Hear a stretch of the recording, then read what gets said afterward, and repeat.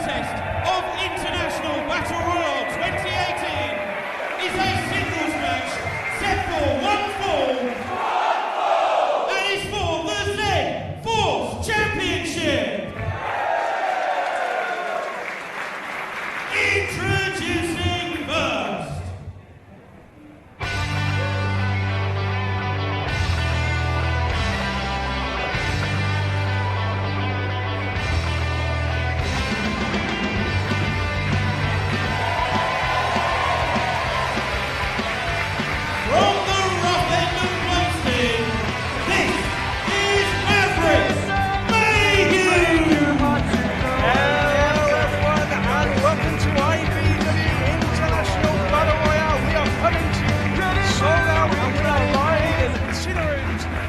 Rochester, Fred, thank you so much for joining us.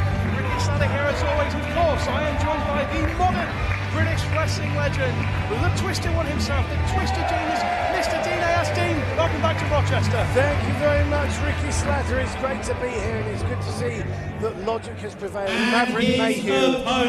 Maverick Mayhew in the opening match, because any later it will be past his bedtime. And here comes the champion.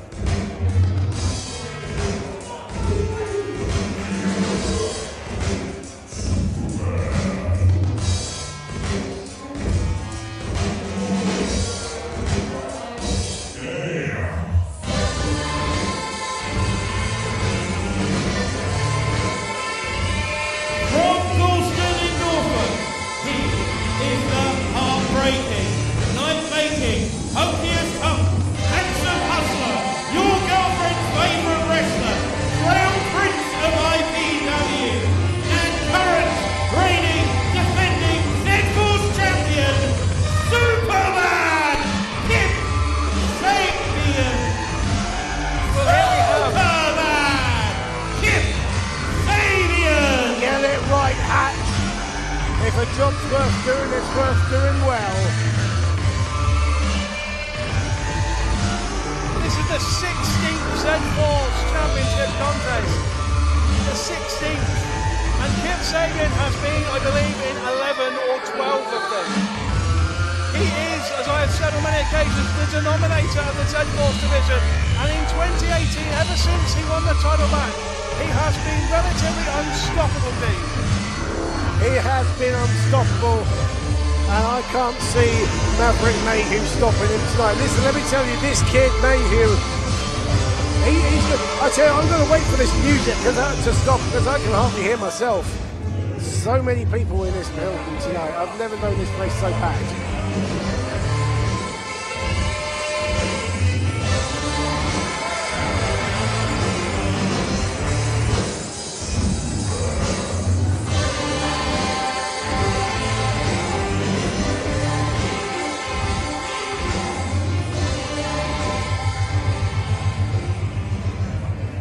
I was going to say Maverick Mayhew, he's a prodigy, you could say a child prodigy when you look at him. But yeah, he's good, but he's not super bad, Kip Sabian. And the reason why Sabian's been on a tear is because he's that damn good. He is the future of wrestling. And Maverick Mayhew is a little bit further in the future of wrestling, you know what I mean? You say that, but Sabian, in the last year or so, he really has come out of nowhere. Maybe this is Maverick Mayhew's time to do the same, and what an opportunity he has to do so right here, kicking things off. Z-Force title match. He's come out of primary school by the looks of it. Referee Steve Linsky, 27 years ring experience.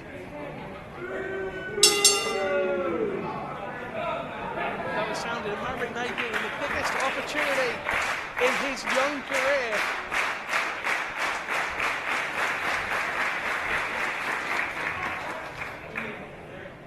Going against the man who is the only two-time Z-Force champion. 80% of Z-Force championship matches have contained Kip Sabian, and he has won all but one of those matches. That was the last time we were in Rochester against Royale. Yeah, the Z-Force title has been a bit of a hot potato until Kip Sabian took control of this division. And like you said, he has been unstoppable since becoming the champ for the second time. Maverick Mayhew with a strong showing to start off here, because his family are actually here at ringside, Dean. Oh, here we go. He's going to go for the first high-risk move, but it backfires. What was I going to say? I was saying, actually, believe it or not, Maverick Mayhew's family are actually here in attendance to see if he can win the belt. Well, good for Maverick Mayhew. Why do you think it's going to make a difference to this match?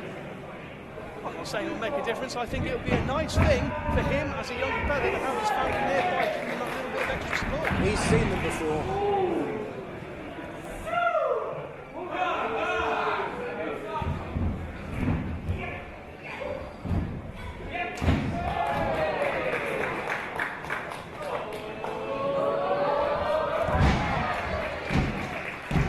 Big crossbody gets two, and this is what Mayhew's going to have to do. He's going to have to take risks. He's going to have to fly. He is a great high flyer, but he is going to have to hit the high-risk offense for even a prayer of dethroning the champion. One of the advantages, Dean, actually, come to think that I think Maverick Mayhew may have over Kip Sabian is we've seen Kip Sabian at almost every single IPW event this year defending the Zed Championship against many competitors and being taken to limit every single time. Maverick Mayhew, a bit like me, a bit like you, a bit like everyone watching at home, they have access to the IWN. He may well have been scouting Kip Sabian, seeing just how close those people have come, and he might be trying to use that to his advantage. Well, if he's got an ounce of sense, he'll be studying the IWN, but you know, he's got to balance it out with his GCSE division. Exam time.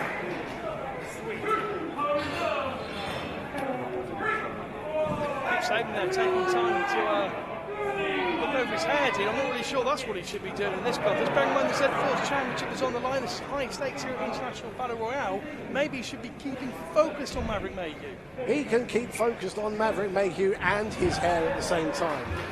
You know, when you're as photogenic as the champ, and you know, when you got that belt, you're going to get photographed all the time. You want to look your best. Great springboard drop kick and just a 2 count. You say that, Dean, but at the times when he has been closest to losing the championship, like against Chris Ridgway back in Manchester in March, back against Curtis Chapman, back against Ashley Dunn twice, it's when he showboats, it's when he's thinking a bit more about the aesthetics about himself, he's thinking about the crowd, that is when he has come closest to losing the title. So you say he can get the job done on both fronts, but it's when he's most vulnerable. Yeah, but you say he came close to losing the title, but he hasn't lost the title.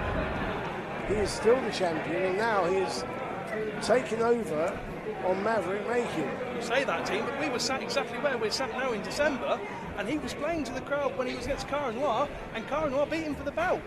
So he has previous form in not doing the right thing and is focusing on the opponent. Well, right now he's focusing on his opponent completely, because look at how Kip Sabian looks and look at how Maverick Mayhew looks.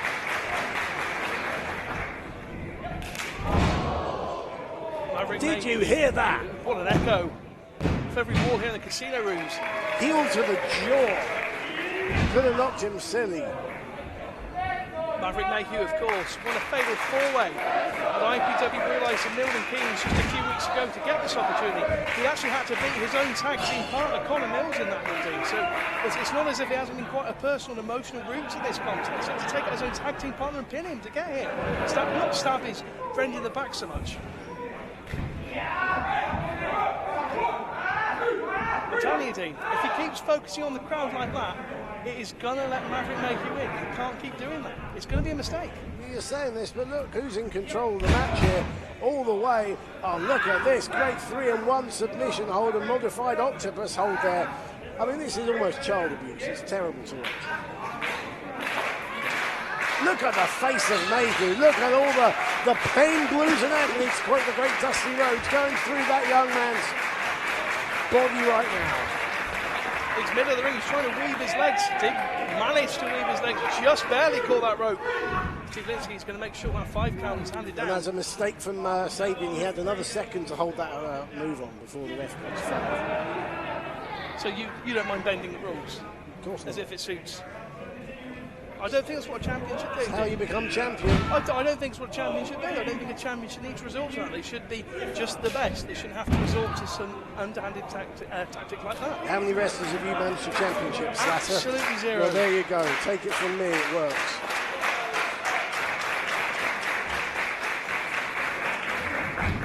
Big forearm. And look at this. Just look to the left of your screen and the right of your screen, and look at the condition of both men. See, look at that though. Maverick Mayhew manages to get that forearm in. He's now standing. Kip Sabian had an opportunity there to keep on Mayhew, but he didn't. Once again, turn to the crowd.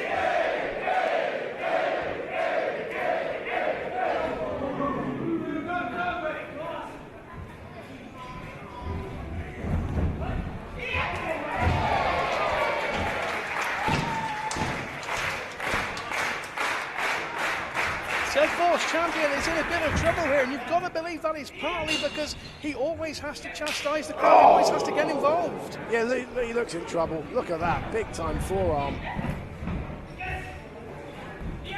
I think he really is in trouble, Dean. I think he's completely underestimated Maverick Mayhew here.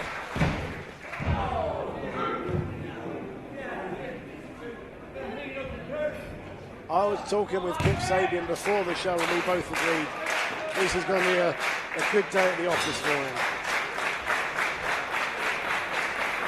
You may say he's been trying to have a good day at the office, but it's not happy hunting ground here in Rochester. He's only had a Z-Force Championship match once in Rochester, and he lost it. We'll talk later on about the ghosts of Wembley and such, Mark Haskins, but at the moment it's Kip Sabian, the ghost of Rochester. All the way down.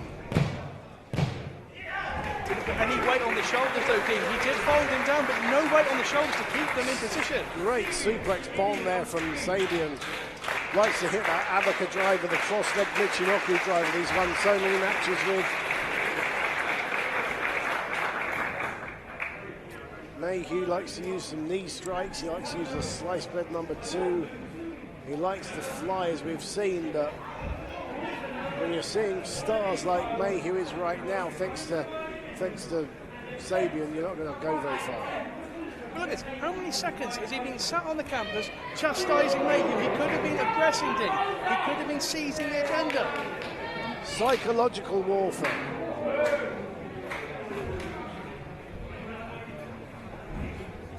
Trying to get him that torture, go for that Deathly Hallows Part 1. Beautiful. No, it's reversed. Oh! Super kick to Super Bad. Drops him right on the knee. Oh, he could have got it there, Dean. Oh, smart move from Sabian. Moves out of the way, rolls out of the ring, and he can't lose the title outside the ring. Maverick Mayhew's realising that. He's realising right now. He knows he's got to go out there and get him. He can't win on the count out. Maverick Mayhew there. He knows his family is somewhere in that crowd. That's going to be giving him some will to carry on here. To push the champion back in the ring. I think he's trying to cling on to a ringside member's shoelaces there, which is very novel. But look at that, gets back into the ring, and here's the experience count. I mean, this is going to be a draping DDT. Top rope. This will finish him. Oh! Draping RKO. Oh, come on now! That was a 3.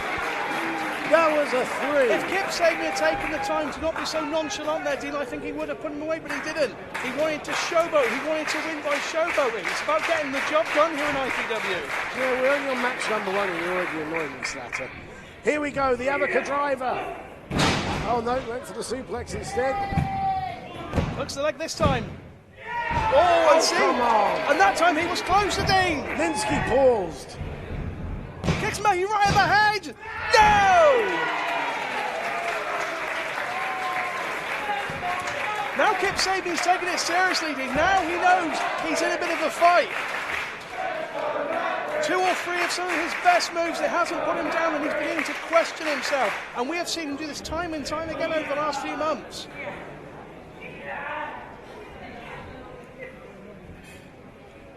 He's going to try and pick him back up. He's got him back up.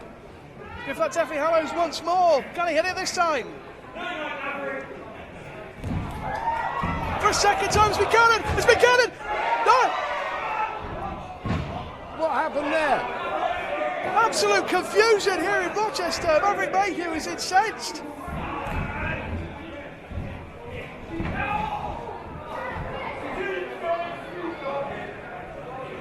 crowd don't know what happened. I don't know what happened either, Dean. But Kip Sabian is taking the advantage.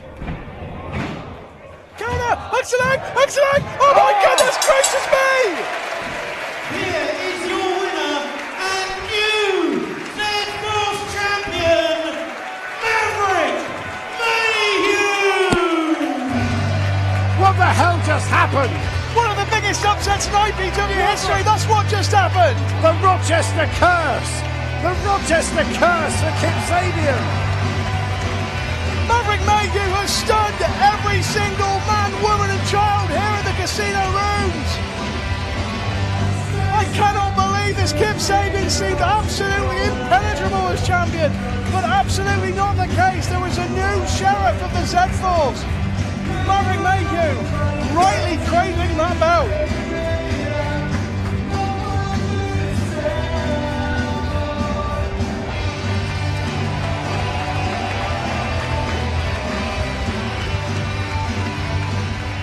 What an incredible win for Maverick Mayhew, a new Z-Force champion. Thank you so much for joining us on the International Battle, on the IWN, I should say, for the International Battle Royale. Some big matches still to come, Dean. Big time matches. We've got Zaya Brookside and Tenille Dashwood one-on-one tonight. And I have just had in my ear, at the request of the champion no less, that match is going to become a women's title match tonight. That is huge. That is certainly going to change the paradigm. Absolutely no doubt about that. And of course, the big one, it's Austin Aries defending his IPW World Championship against the All England Championship, also being defended by Mark Haskins. That is a unification match. Not just title for title, this is it. They are going to merge into the World Championship after tonight. There's going to be another belt for the belt collector, Austin Aries. He's going to ramp him back up to 6 again. Plus, of course, we have our huge over-the-top rope 30-man battle royal later on tonight as well. But now we're going to turn our attention to the Engineer of Excellence, who has a mighty challenge coming his way.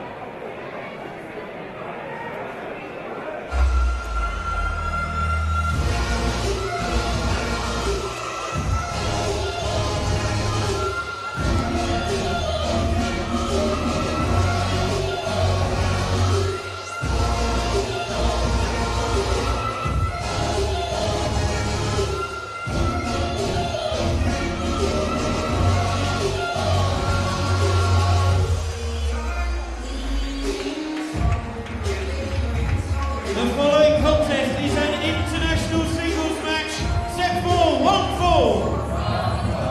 Introducing first, from Birmingham, he is the Engineer of Excellence, Luke Phoenix! Luke Dragon Phoenix has not been long back in IPW, but he is a hell of a resume in that very short space of time. Winner of the UK Super 8 2017, whiskers away from becoming IPW World Championship the last time we were here in Rochester for Undisputed. Can he now finally get his 2018 going all the way to the top? If he does that, Dean, he's going to have to overcome a mighty challenge here first.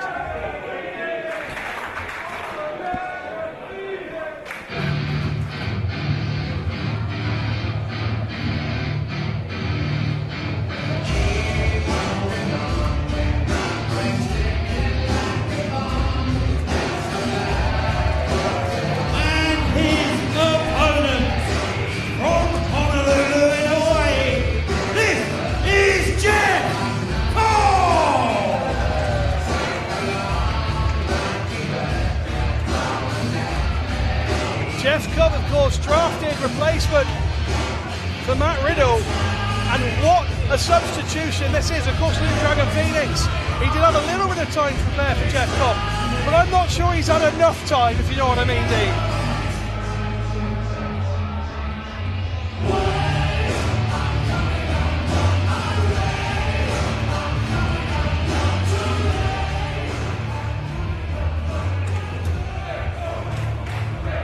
Well, Matt Riddle, as you say, couldn't make it over here. Drafted in his tag team partner, Jeff Cobb.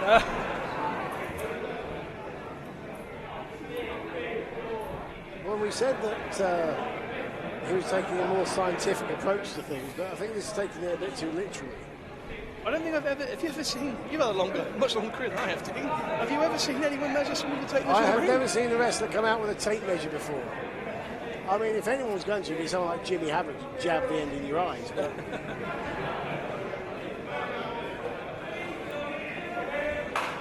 Jeff Cobb has about a 100-pound weight advantage here.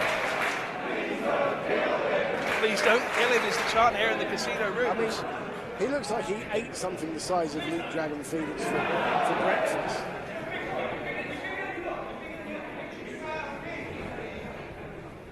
Referee Tom Scarborough.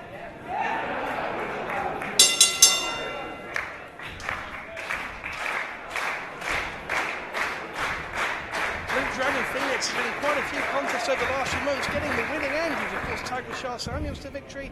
He beat the import killer Jordan Devlin. He has been on a bit of a tear here in 2018. I know we saw him last time in Rochester and he didn't get the title win, and that was disappointing for him, but he has come back strongly. Well, I'll tell you something, I know for a fact that has haunted him. You know, Luke Dragon Phoenix came back from a long layoff with injury, shocked everyone by winning the UK Super 8 last year, and then got his title shot, and let's face it, he blew it. He lost his title shot, and that really did take him a long time to psychologically recover from. Oh man, look at this. Took him a long time to recover from psychologically, emotionally, and he's taken this new approach of being a lot more scientific and I guess less emotional, you might say. It is a good approach. I mean, he's got to be careful not to lose any of that fire. That's the thing, because it was that fire that we saw when we were in Tunbridge for the Super 8 that propelled him to that win against Dave Mastiff. You know, that heart, that raw energy that he... Oh! Speaking of energy... Look at Phoenix's face. Oh, he's out. He needs a bit of a rethink. Yeah, well, maybe not a rethink as much as he's going to get a flight. You ever seen that before? He lifted the man up by the soles of his feet. Unbelievable. Well, I'm guessing that the power game, we're not going to give that one to Luke Dragon Phoenix in this contest, so I think you're right about the scientific approach, because I think it might be the only thing Luke Dragon Phoenix can really pull out of the bag here. Apart from speed, maybe. Clearly will have the speed effect. The speed and the aerialism, but you know, he's toning that down, though, as you said. Yeah. He's toning that down. Exactly. And this is the problem he's got, in that, you know, what you think would work for him in this match is he doesn't want to take the chances anymore. He doesn't want to take that risk. I did say don't go for the power game, Luke. Oh! Oh, goodness me, Dean. Oh, that's not what you want to do against the king of suplexes, Jeff Cobb. Oh, nicely done, though. Oh, man! That's the loudest forearm uppercut I think I've ever heard in my life. No. Too many times. Oh! Look how quick the blood vessels have just popped out of Dragon Phoenix's chest. From a steady white to a steady mauve in about 1 second.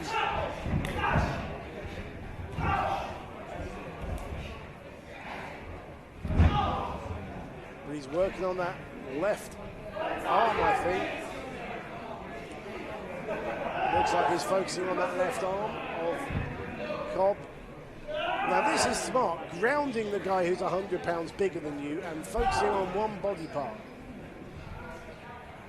This is proper old school strategy.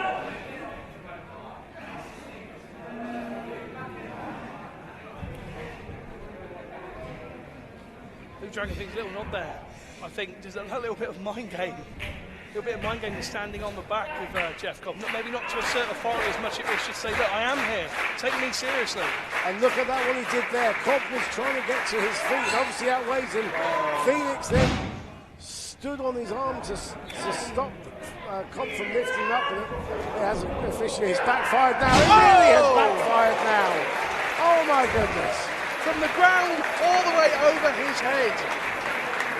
So if I was Luke Dragon Phoenix, I think I would try to pick out a leg. Make sure he can't walk. That's a good call.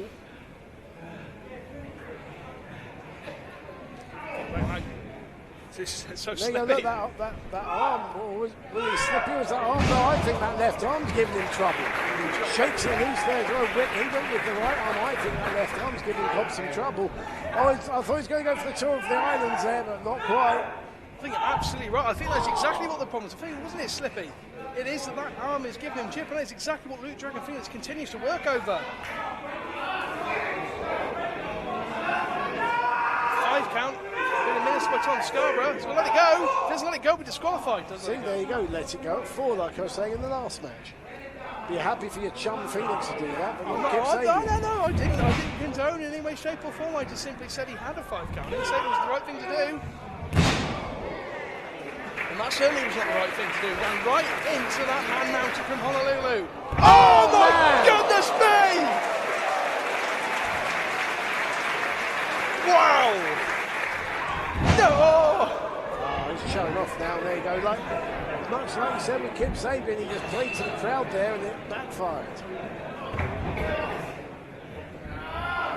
And look at that, back to the arm from Phoenix. This is great strategy. Cobb with a bloody nose. Not just working over the arm here, trying to work over some intercostal muscles. Trying to take it to the air out of the big man. Doesn't seem to be working at this stage, because look at the strength of Jeff Cobb. Are you kidding me?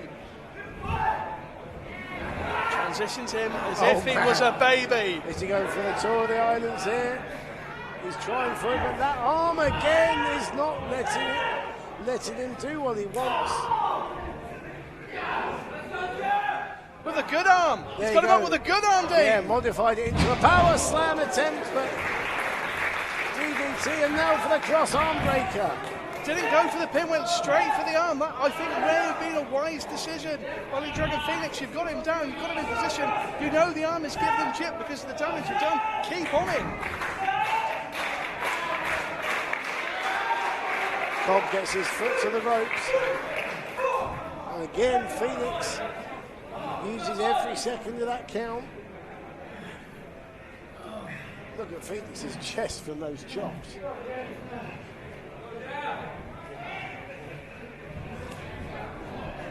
Seems a bit more focused. When he came out, he did that thing where he ran out and they said, oh, I don't want any of Jeff Cobb. But he's got a different look about him nowadays. He's a little bit more confident, I think. He thinks he's got a real chance in this one. The trio of Enzuigiris. Oh!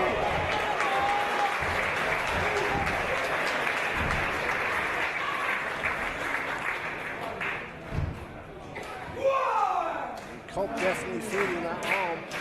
Used the good arm to hit that clothesline as well, not the bad arm. Yes. I think he's not just favouring it when Luke Dragon Phoenix is near. I think he's favouring it on his own independently.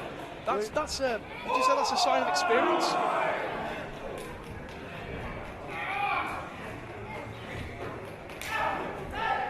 Also, I think one of those shots earlier on, if I'm not mistaken, Jeff Cobb seems to be bleeding from his nose. Yeah, I mentioned that earlier. It's definitely something happening to his nose there. It doesn't look too healthy, but...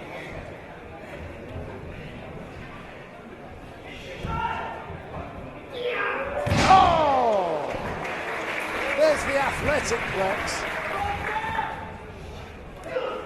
Oh, he's going for that tour of the islands! He got it that time! That's got to be it, surely! Luke Dragon Phoenix, middle of the ring! No It's chance! all over. Here is your winner, Jeff Cobb! Well, that one, it kind of went to the form book in the end, but what an effort by Luke Phoenix. Jeff Cobb certainly knows he's been in the fight, busted nose, maybe an injured arm. He's been in a fight, that's for sure. Absolutely, it was a sound strategy.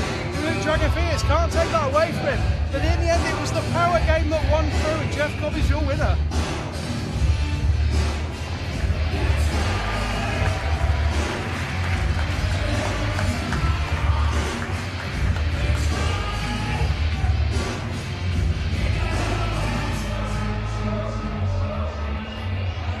Jeff Cobb, that looks like he's extending his handing. There's good hand. Luke Dragon Phoenix bested in this contest.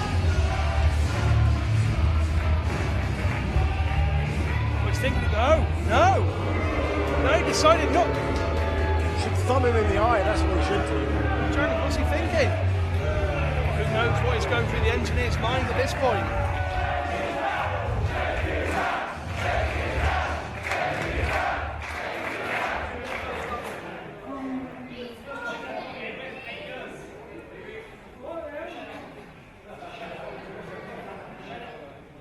He's trying to shake the bad hand.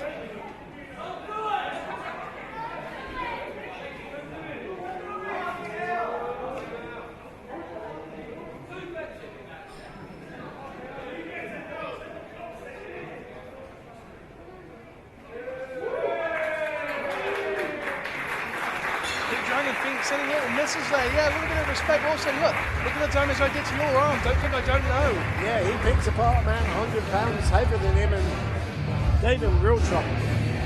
Well, your winner, Jeff Cobb.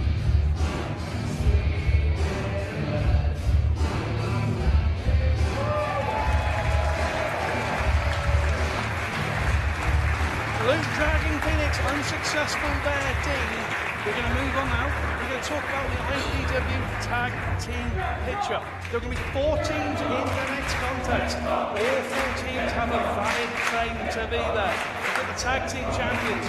You've got the former Tag Team Champions. You've got the team that was screwed out of their opportunity to become champions.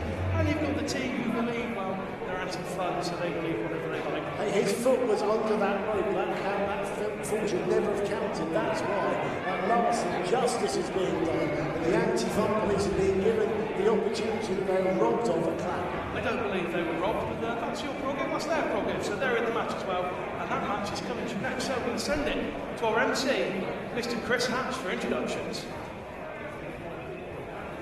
The following contest is set for one fall. And is a 4-way tag team match for the Tag Team Championship. Introducing first.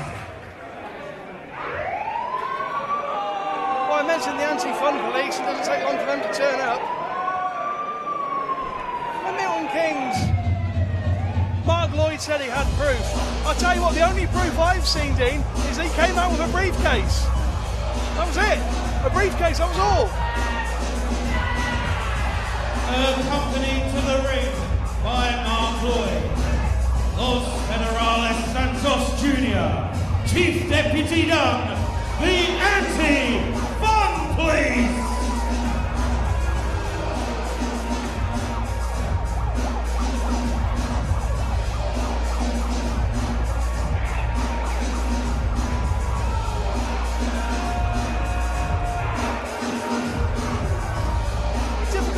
Whether they're actually right to say they have that claim, Dean, I've got to be honest. And also, they not only lost against the Filthy Club, the champions at Clapham, but then lost them a few days later in Manchester. So they've lost to the Tag Team Champions recently as well. Shenanigans from Mark Lloyd, I dare say. That's what's got them in this contest.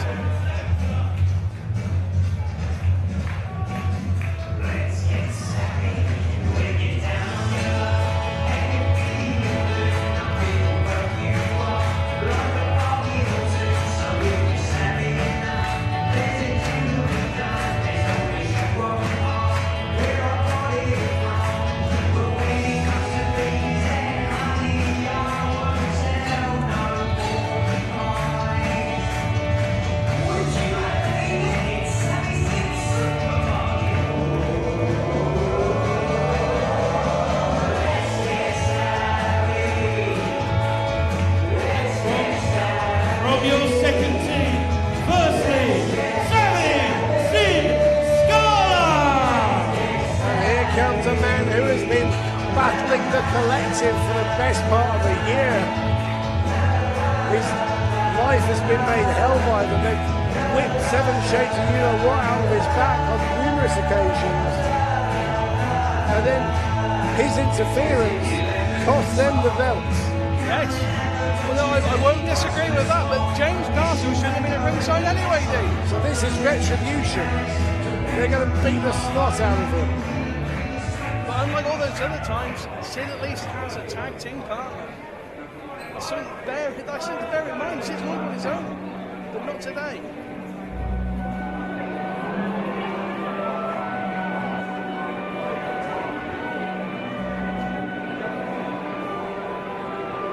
This is the weirdest pairing I've ever seen. It is pretty odd. The Black Swan and the Market Trader. It worked in Milton Keynes. They teamed the champions to victory. They looked very efficient in that match, team. No, Black Swan Scarlet, though, some knockoff paraffin, you'd probably say.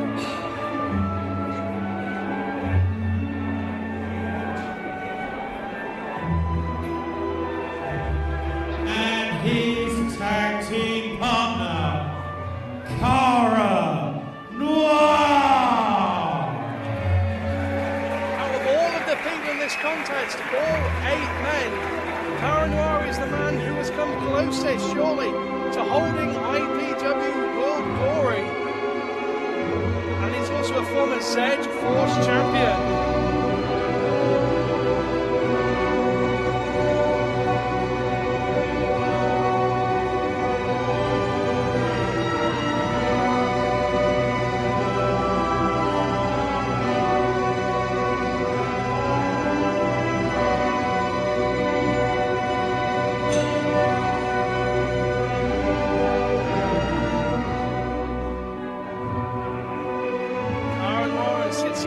They were supposed to have a championship match at Clapham Calling Day. It was never supposed to be the Filthy Club. It was supposed to be Cara Noir. It was supposed to be Sid Scala. But unfortunately, Cara Noir blindsided, as he has been time and time again by the collective. Trying to attack our cameraman.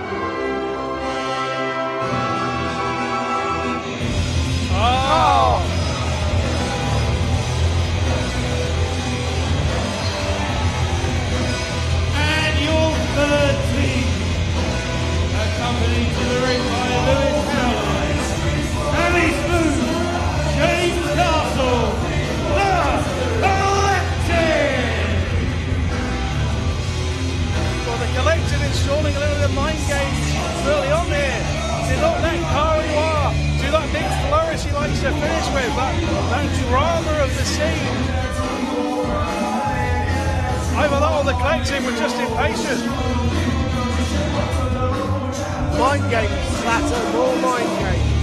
Don't let Cara Noir have his big flourish at the entrance.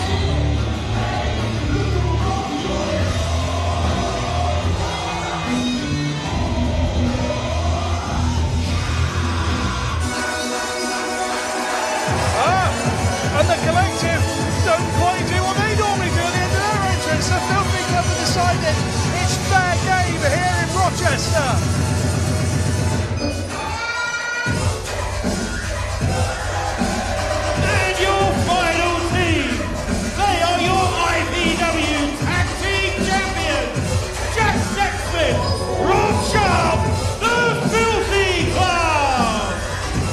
The team that holds the gold at the end of the rainbow, the Filthy Club.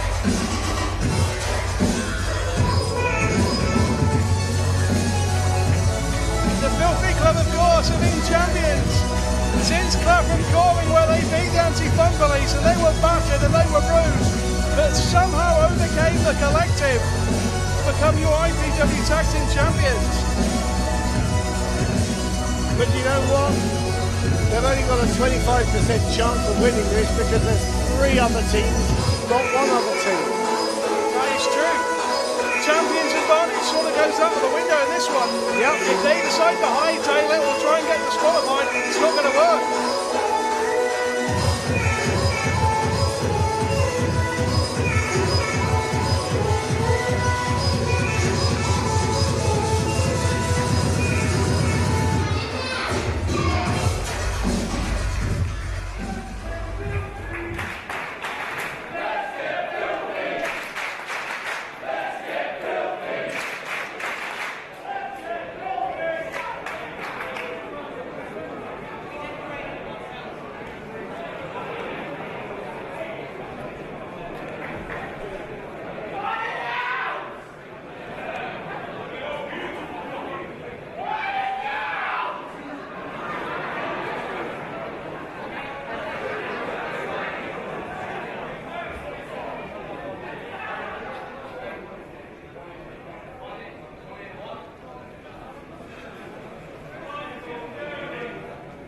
So we're just trying to work out who's going to start this, but they're all going to start this. You wouldn't want to be Steve Linsky in this one, trying to contain order. There are so many people, so many bodies at ringside.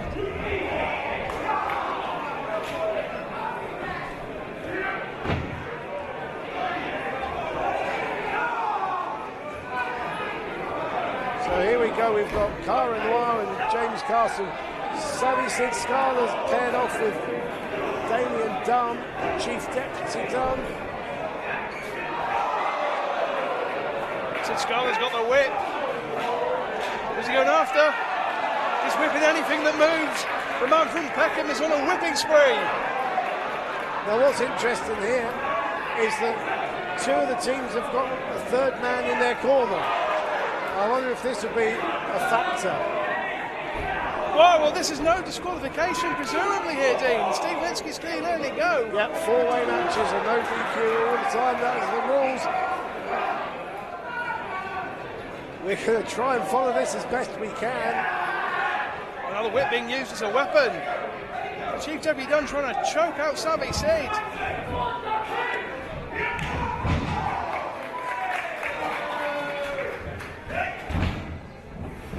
In the ring now, we got Rob Sharp and James Castle. The Anarchist goes for the ride.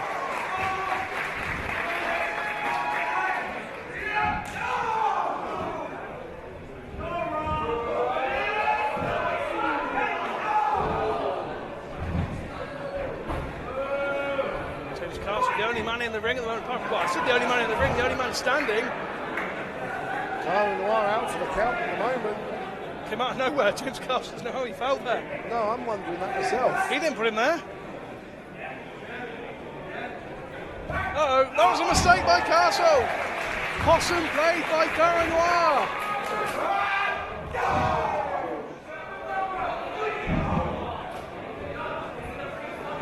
Oh, he's now in a bad position. Uh-oh. Uh-oh, oh yeah. James Castle's been there before.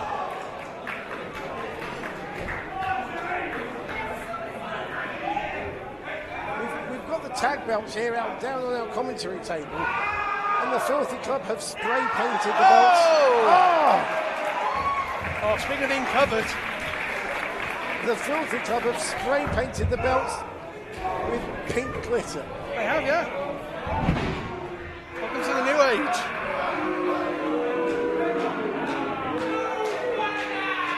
No fun, but will there be titles in the anti-fun police's locker come the end of the evening here in Rochester? Oh, Enzagiri sends Cara Noir out the ring. Here comes Sid Scala.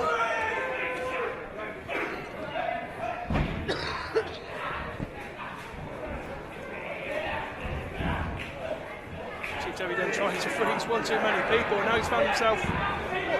What is Savvy Sid doing? He's tied him up in knots, that's what he's done. The Chief Deputy is banged to rights. Caption competition for Savvy Sid Scala. This is not fair, this is not fun. This is not fun at all for Chief Deputy Dunn. Within the rules.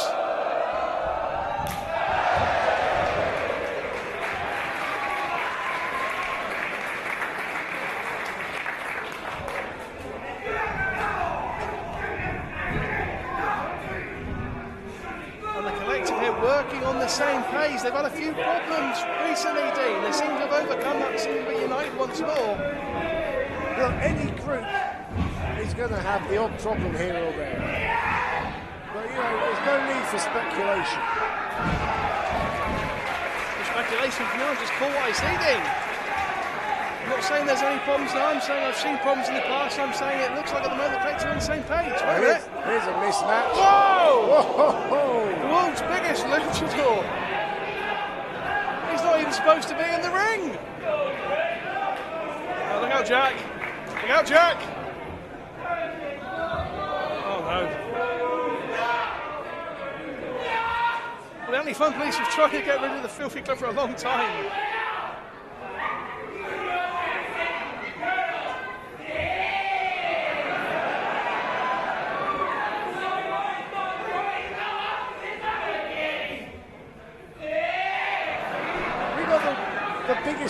luck in Mexico there. Oh! Yeah, I don't think Sexsmith kind of likes it. that didn't have the desired effect.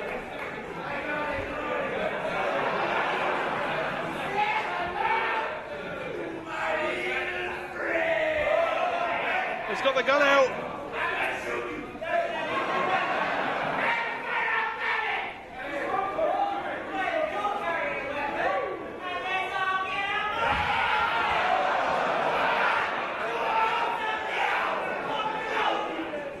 I think his gun is bigger than his.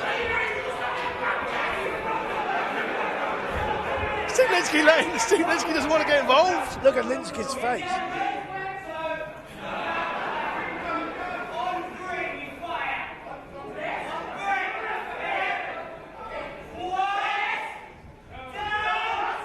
Oh, and the collective has stopped that shootout. Well, that was threatening to be fun, so it's a blessing in disguise for Los Federales Santos Jr.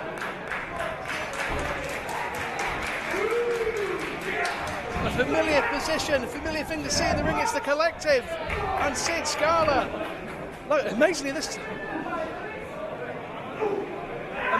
Sid Scala, jumps right over the top, I was going to say. Amazing, Sid Scala seems to be getting the better of the collective, and he's certainly carried on that trend. Oh, here comes Dunn. And when you've got a situation like this where one fall will end it, then you've got to go high risk.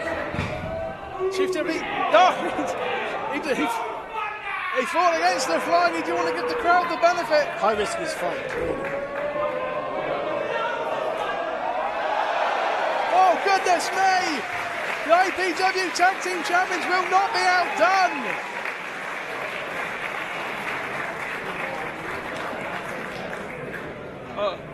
James Castle trying to regroup the collective. Why are the crowd moving? Hold on. Look in the ring. Look in the ring. Oh, The big you don't guy. think? No, there's no way. There's no reinforcements! Oh my God Almighty! Los Federales destruction! My God! The world's largest tope! How the hell did he just do that? More importantly, how is that not fun? Are you kidding me? He's I a tell you traitor! something, He's a Slasher. traitor to the You cause! stand there and have Los Federales Santos Jr. land on you, No, and I'll thank ask you you. if that's fun. No, thank you will very say much. no, it's not. No, thank you very much. Los Federales Jr. took out everybody. It's only him and Sid in the ring. Oh, spin kick! He was taught that move by his father, Los Federales Santos Sr. Just heard word in my ear that Los Federales Jr. is supposed to be in this contest. It's Mark Lloyd who's not in this contest, so correct that one from earlier on. It's actually Los Federales is one of the legal participants. So he looks like he could actually have leveled the playing field for all of the teams here. Oh!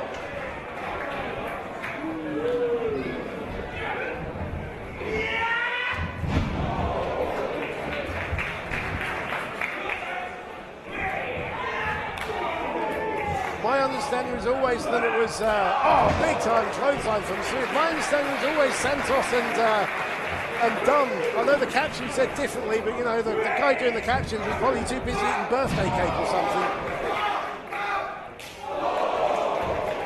Happy birthday to our producer, Mark Shuttle.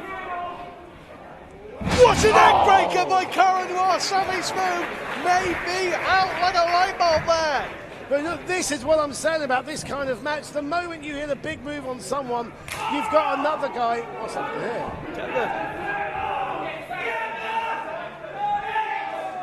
Get the eggs. The what? Oh no. Eggs? By Milton Keynes. If you've seen any Milton Keynes shows, you'll know that Karen Noir doubles as the Dairy Queen because he's got eggs and plenty of them. Our world champion is a vegan. This is offensive to him. Well, if that's the case, Dean, it may be about time to avert his eyes and go back to his book. He can't. He'll have to wrestle on an egg-stained canvas for the world title match. This is an outrage. He's not going to get to us. No, he's going to try and put it in. No! Why would anybody do that? Sammy Smooth, The lights are turning red, young man. This cannot be legal. No! No!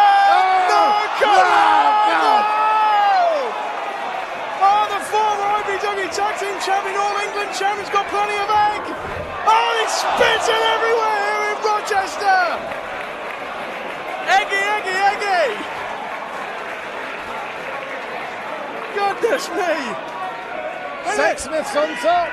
Oh, he takes out Cara Noir. Sid moved out of the way. Backbreaker by Scala. But look again, as soon as you hit a big move on one person, someone else from another team comes in and backcracker, but smooths in. Oh, excellent move from Smooth there. Uh-oh. Oh, one arm. One arm for the biggest luchador going. La Granada. No. No. No way. Oh my goodness me.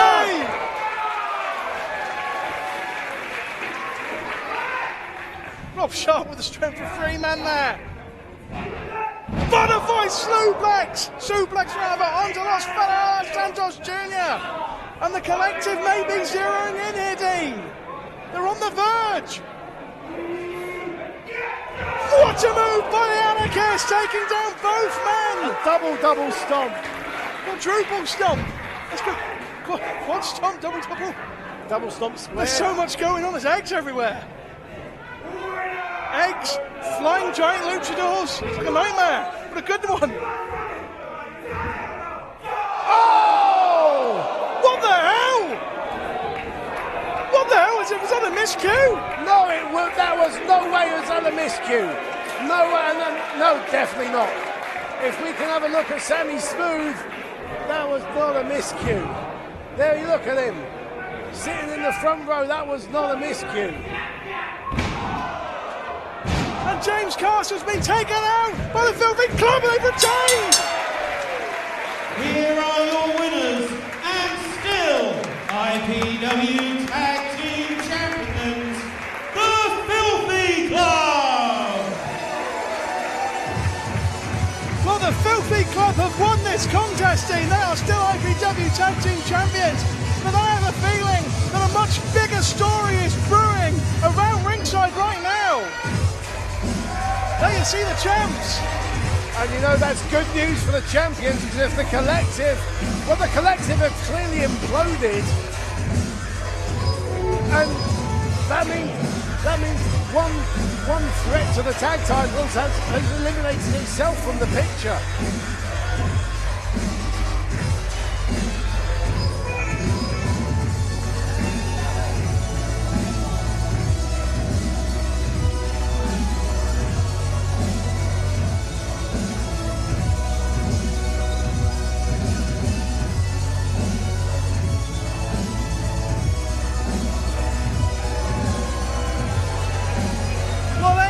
The Filthy Club are still your IPW World Tag Team Champions. But as we've just said, Dean, a much bigger story brewing here. The collective. Oh, hold on, here we go. So we're live here, folks. No! I wondered if it was a miscue, because you never know, Dean, but that is absolutely the dotted line signed.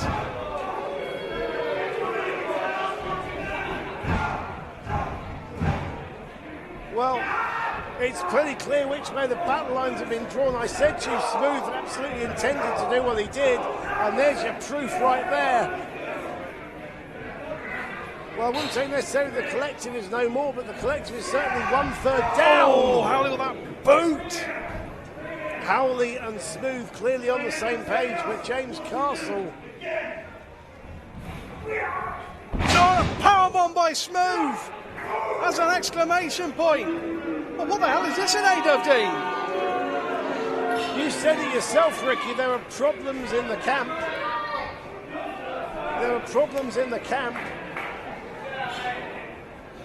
And there you have it, problems in the camp, and we've got We've got Smooth and Howley on one side of the line, and James Castle is clearly on his own now, not necessarily through his own choice.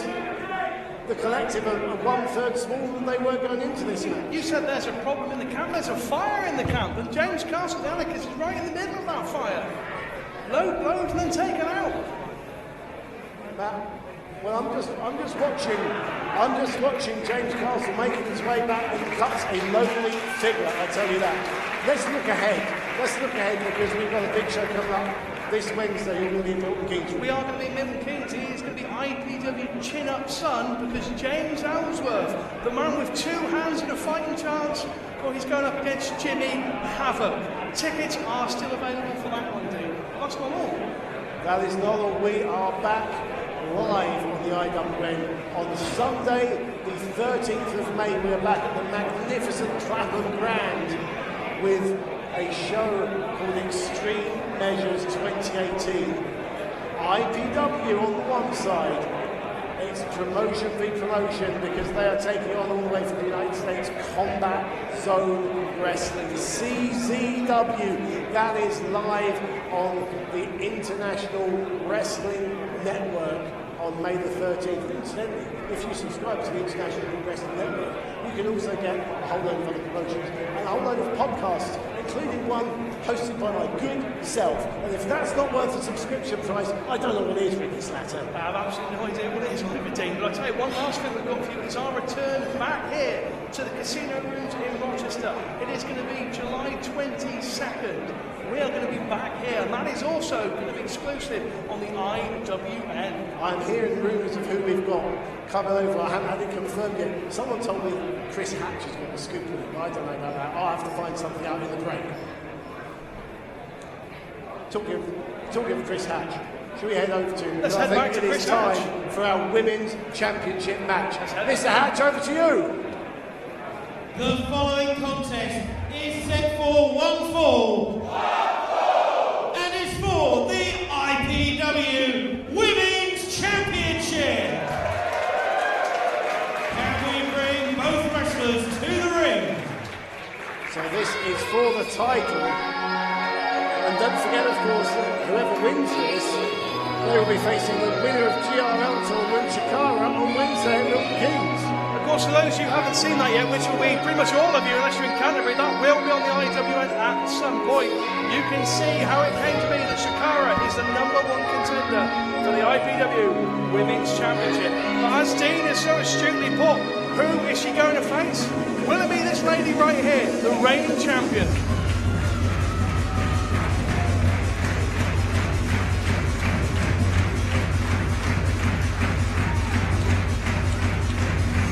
Of course, this was originally supposed to be a non-title match, but at the champion's request, this is now for the gold. She decided she was a fighting champion because she is a fighting champion, and we know that, Dean, because she's travelled the world in that good name. Listen, Zaya Brookside might be a fighting champion, but she's also a teenager. She is an inexperienced fighting champion. Why risk having your belt on the line for this when you don't need to? She just defended it on Friday. That's what I'm wondering.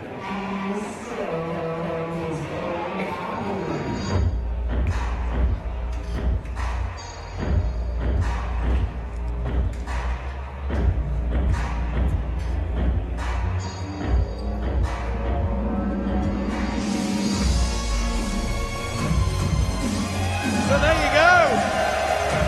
The champion must simply have a challenger, and what a challenger! One of the most recognisable of all the wrestlers in the world. Tenille Dashwood, the artist formerly known as Emma in WWE, is here making her IPW debut. And what a debut it would be if Tenille Dashwood could walk out of the casino rooms in just a few short minutes with Zaya Brookside's IPW Women's Championship. Well, you know, you said that Zaya Brookside has just come. Introducing first, to my right, the challenger from Melbourne, Australia. She has wrestled all over the world. It is the pioneer of women's wrestling, it's all about her, Tenille Dashwood!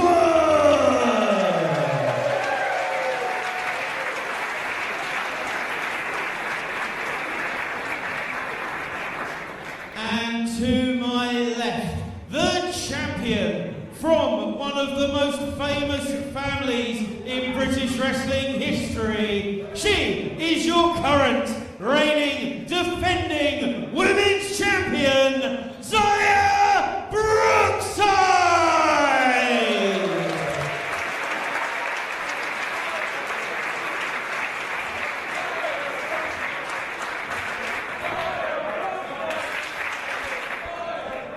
Well,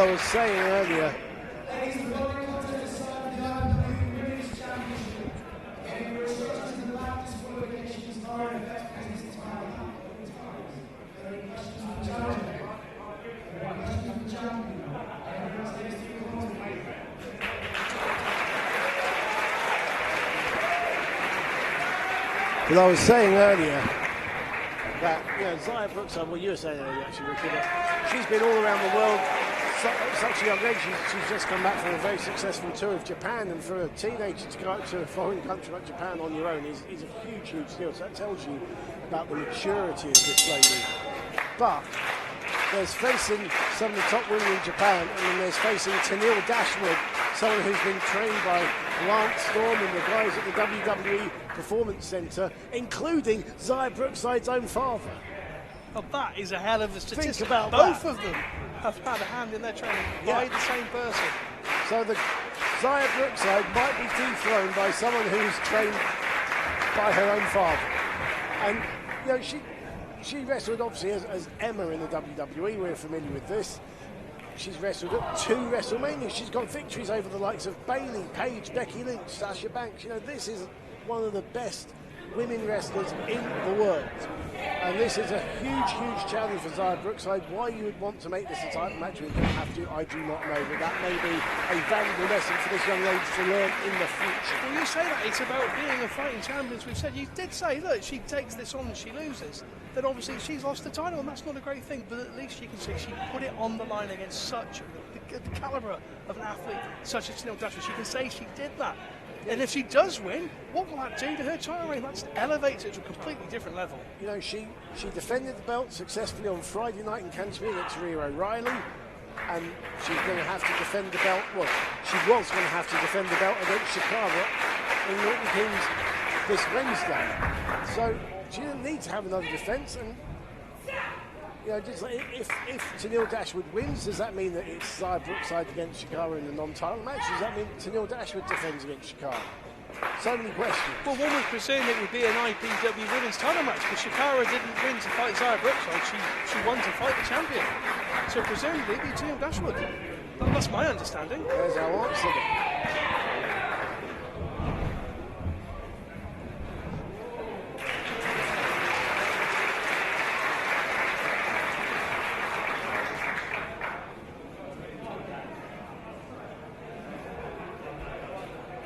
Brookside's making sure that she's okay, making sure there's nothing slipping, making sure she's ready to go. Well, the referee would have checked her over before the match began.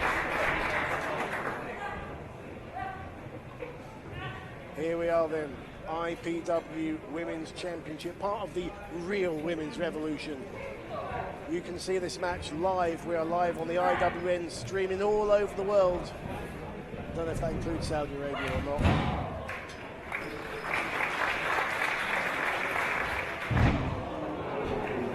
Of course, we have just recently had a Canterbury show, GRL, the debut. Every single contest we had was all women. Of course, it ran at the same time as another show. But apart from the impromptu match we had between Aisha Ray and Mark Lloyd, right? It was a very short contest. I mean, that was very short. Nice trip by Dashwood there. Just trying to surprise the champ. Here we go. The action is now picking up. These two have never faced each other before, and what we've just been seeing there is we've had a few minutes of that feeling out process, just understanding the strength, the speed, the feel of your opponent, just to to kind of gauge what you're up against. I got to say, at this stage, Xia Brookside is holding her own. She doesn't look intimidated.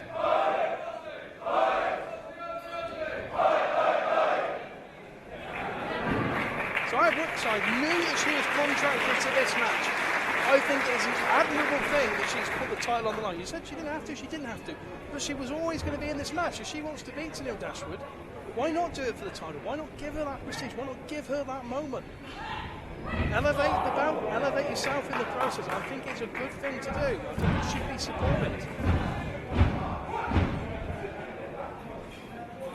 Well, we'll see if it pays off when the bell rings at the end of this match. But right now, Tenille Dashwood is taking over on Brookside.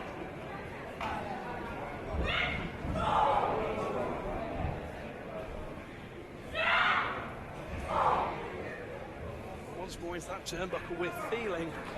Of course, right now we are watching the IPW Women's Championship match. At the tail end of this broadcast, it's going to be Haskins versus Aries, All England Championship, World Championship, both on the line in a unification match. That is still to come. The stakes for that one cannot be higher. Quite simply put, it's the biggest single match in IPW history. And you know, sometimes us wrestling commentators exaggerate. That is no word of a lie. It is the biggest match we've ever had. Dashwood Fisher's neck break off the ropes, has a leg hook, title on the line. It's only a 2, says referee. There's the sign of experience, you know, just knowing where you are in the ring, using that positioning. You know, Dashwood in her 11th year as a pro compared to 3 years for Brookside.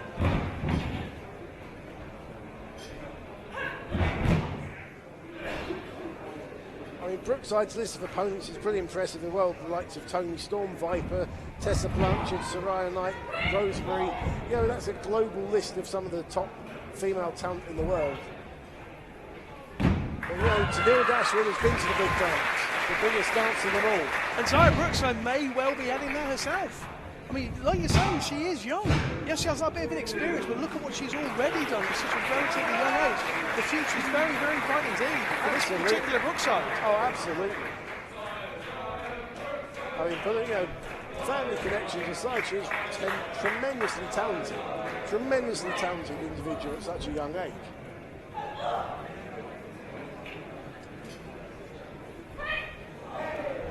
She's holding her own. I'm not saying I took anything away from the champion, but I did not expect that. When this match was announced, when we knew it was going to be happening, we didn't know it was going to be for the championship, of course, but I did think that Tenille Dashwood may well get the better of Xia Brookside. But she's proven me and a lot of people here in Rochester wrong, and a lot of you at home on the IWN wrong. You know, maybe this is the motivation for Xia Brookside to win this match. Maybe she's thought, I'm going to have trouble winning this. Put the title on the line, it gives you that extra impetus. That's the only thing. Think about it, the only thing I can think. Completely agree with that. I think something to really Oh, lose. look at this.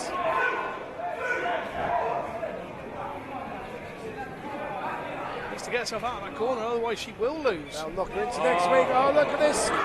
Tarantula! Obviously, it's in the ropes. You only hold it for a few moments, but it does such a huge amount of damage. And back to that neck again. She is cranking on that neck.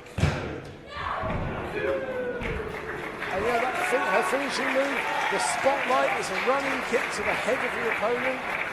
The Mutar look that she likes to use. All of these things focused on the neck. So, you know, again, sign of experience here. This is exactly what Dashwood wants. She is focusing, zeroing in on the neck of the champion.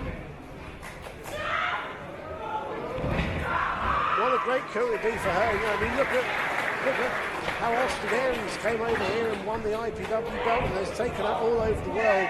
Xia Brookside won the IPW women's belt. She took it to Japan. Tenille Dashwood would love to take this to the United States and to Australia. You know, this is really becoming a world championship and this company with a worldwide reputation. We said 2018 is the year we regain our crown, and the profile of this company, IPW, has never ever been bigger. International Pro Wrestling, International Battle Royale, Vegemite sandwich by Emma.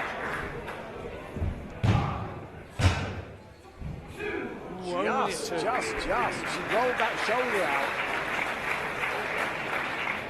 She thought she had Zaya Brookside on that one. Again, maybe Tenille Dashwood is overlooking. You rattled off a hell of a list of opponents that she's beat. Maybe she looked past Zaya Brookside a little bit. Maybe she thought, well, she's not experienced. She hasn't travelled as much as I have. She hasn't had the big profile matches that I have. Maybe this will just be a good stepping stone. I can come in, I can get the win. Now she's thinking she can get the title as well. But it's not going to be as easy as that. Roll up by Brookside. No, too. Very close. Both women here going for quick covers.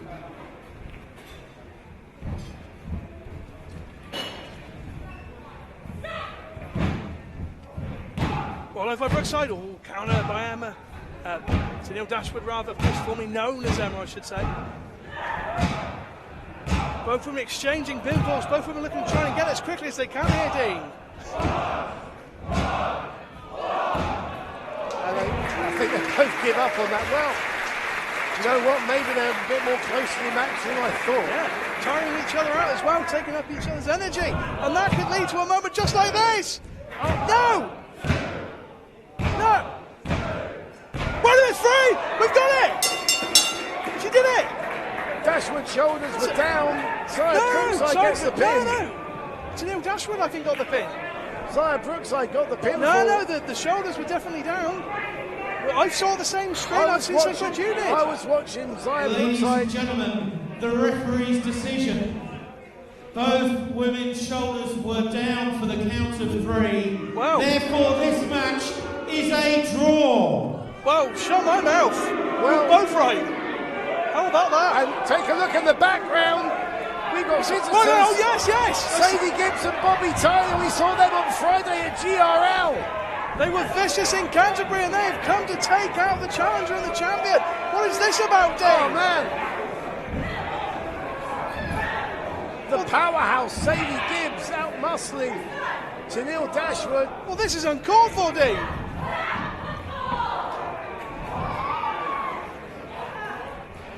Just seen a great encounter for Brookside and Dashwood, and this happens. They're dispatching their visitors. There's the spotlight kick by Tenille Dashwood. Gibbs is out of there. Could have a broken jaw.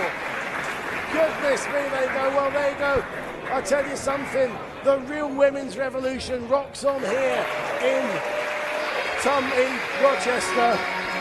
Ladies and gentlemen, please show your appreciation for both Tenille Dashwood and still your women's champion, Zaya Brookside.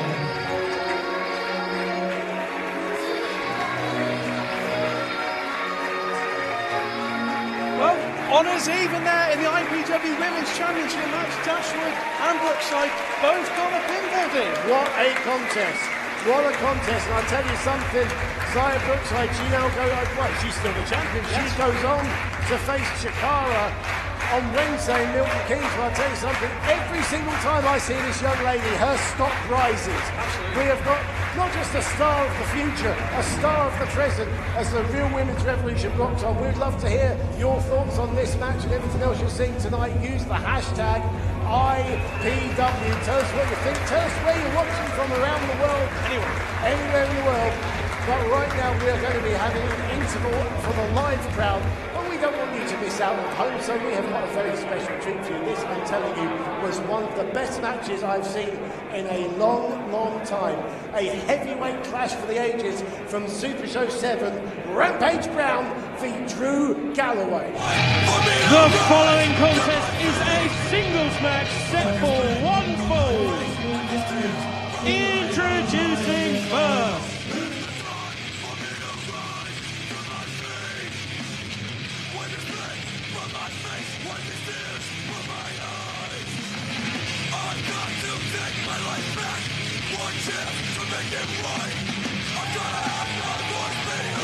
From Leeds, England, Rampage Brown!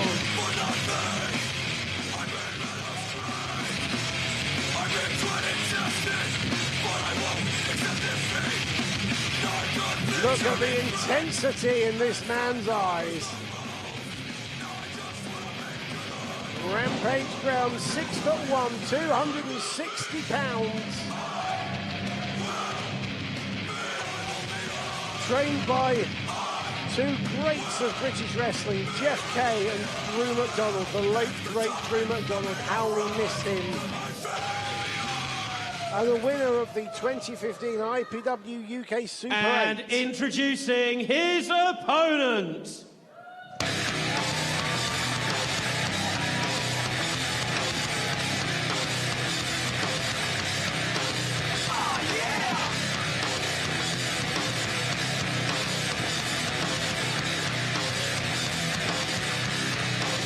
His opponent, Drew Galloway, is very closely matched to Rampage Brown. I'll go for the tail of the tape in a moment.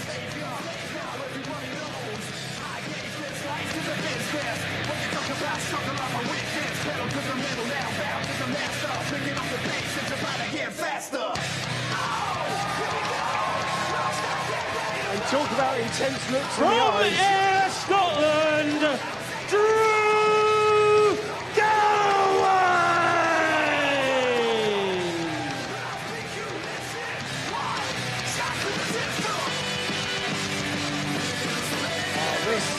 This is going to be like two freight trains colliding.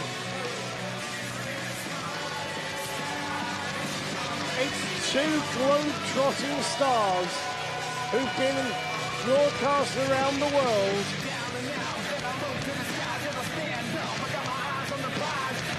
Who've held titles, sometimes the same titles. This really is closely matched. You can see the only difference really is that Galloway has 4 inches in height. Rampage Brown 4 pounds heavier, 260 pounds to 256 pounds. Rampage, 33 years of old. Galloway, just 31. He's had such a storied career already. Galloway debuted in 2001, Rampage in 2000.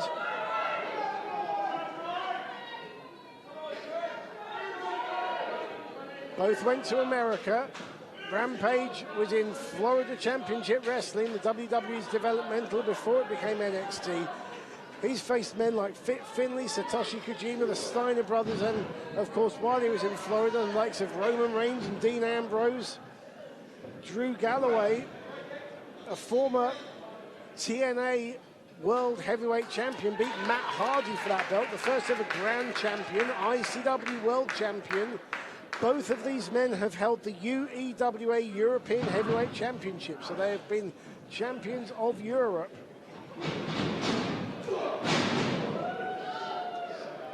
And how apt on a Six Nations weekend that we have England v Scotland. We've also got people from Wales and wrestlers from Ireland in today. A real international feel. This is International Pro Wrestling, IPW after all. These two heavyweights in the ring. Rampage Brown with the headlock. Oh, did you hear that?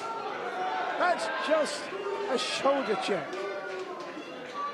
But we heard that all around this venue. Like I said, two freight trains, two juggernauts colliding.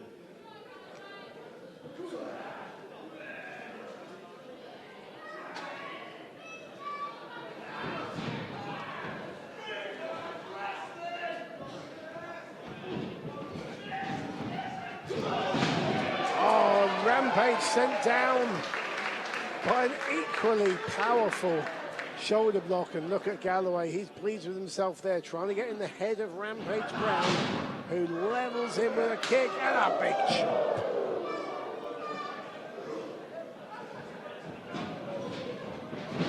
Reversal from Galloway, and a big chop back.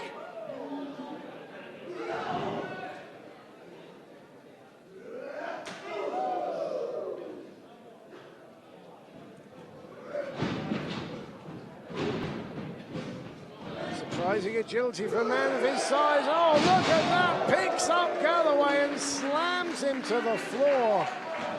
Goes for the quick cover, not even a 1 count. Galloway, of course, most famously went to the WWE, whereas Drew McIntyre, he won the Intercontinental title, beating a man we saw previously here in Rochester in IPW UK, John Morrison. And he was tag team champion with a man who's also on that same show, Cody Rhodes. So lots of IPW UK connections there.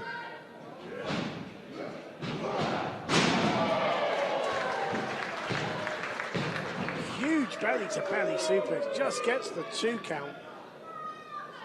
Galloway will be going for that future shock DDT if he can. Put many a man away with that. Another huge chop. And another one, and he's lighting up the chest of Rampage, who just can't get out the way of these chops. Gets out the way of that charge, and a shoulder tackle. Down goes Galloway.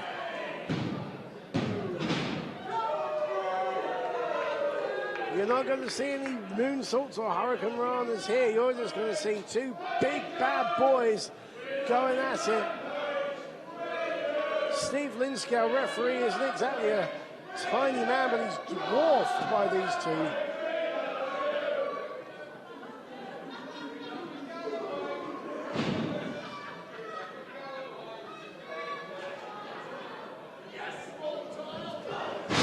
Short clothesline from Rampage. That'll knock the wind out of Galloway with just a 2 count.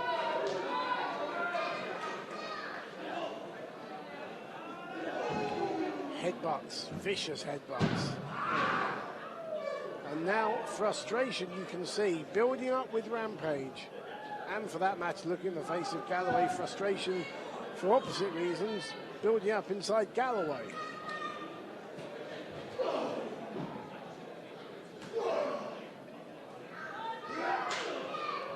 Chop. Oh, dueling chops. Echoing around this building. Oh, Rampage telegraphed that. And over the top rope. In fact, both of them go over the top. Let's see what kind of a landing they got. Not a good one for Rampage Brown by the looks of things. Trying to click his jaw back into place by the looks of things there. Drew Galloway still on his knees.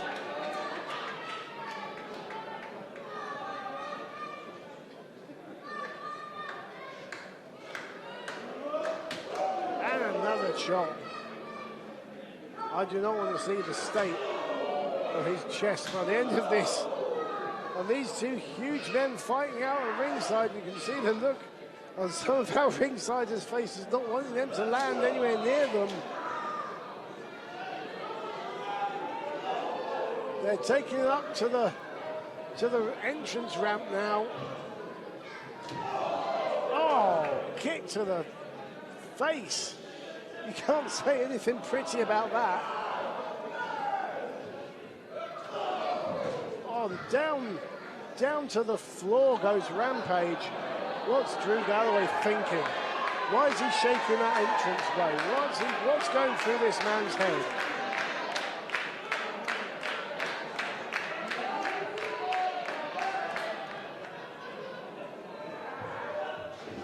Oh! Head first into our entrance way and light rigging. Oh! Suplex on the ramp, and you know, I felt the vibrations through here on the commentary table. I'm just to the side of those 2 here. Oh, we said this would be hard hitting, and it certainly has not disappointed. It has delivered as promised. Referee Steve Linsky being lenient. He realizes the people here want to see an outright clear winner, not executing a count. At this moment, he may do now. Yes, indeed, he does. Starts with a 1 count. Galloway's got a count of 10 to get back into the ring. 4. Linsky reaches 5. Galloway not even on his feet yet. His trouble with his back, clearly. Oh! That was a matter of split seconds. Split seconds. But Steve Linsky, our referee, says no, he was in time, and Galloway, just by the skin of his teeth, beats that count.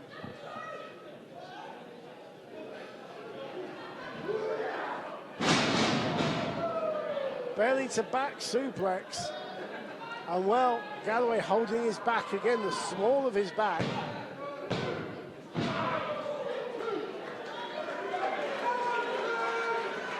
And Rampage likes to finish people off with a sit-out powerbomb. And that will certainly do some damage to your back.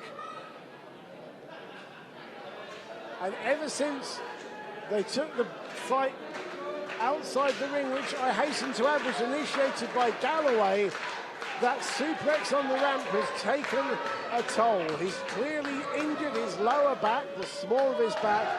Oh! But reverses that dive into a power slam. But just as I was saying about how badly Galloway is hurt, he cannot capitalize on the shift in momentum.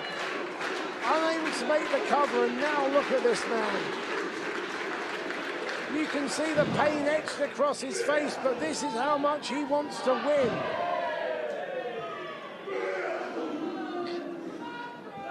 Back to a vertical base.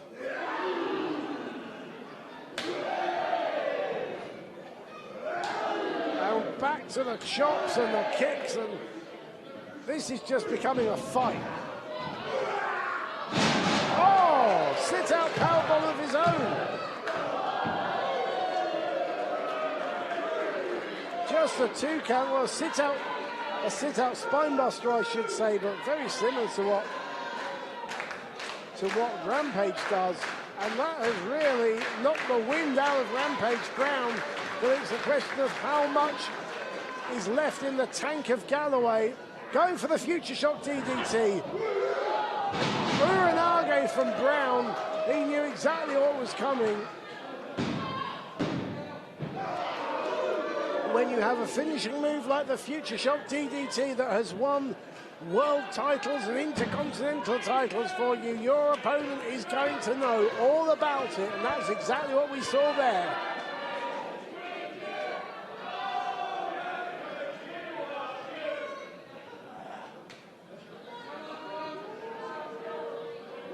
I think he's going for it. He's trying to go for the sit-out powerbomb.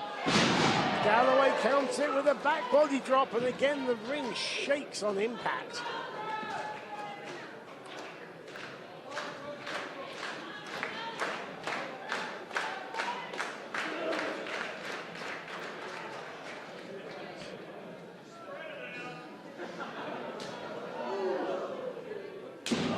Oh, weakening Rampage for what looks like a superplex. May have injured himself at the same time.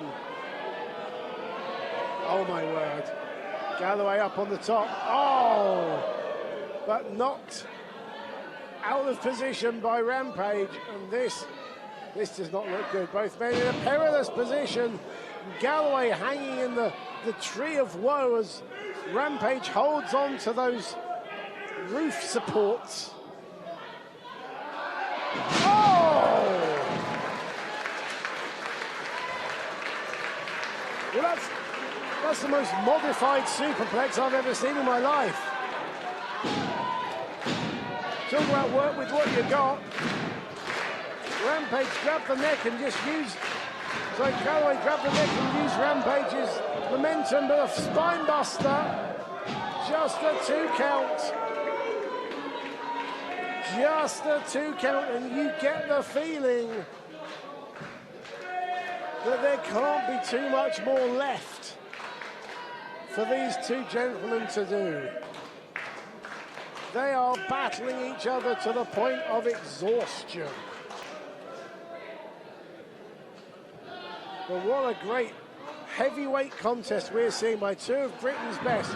Rampage again going for the sit-out powerbomb. Drew Galloway again recognizing it and countering it. trying for a backslide.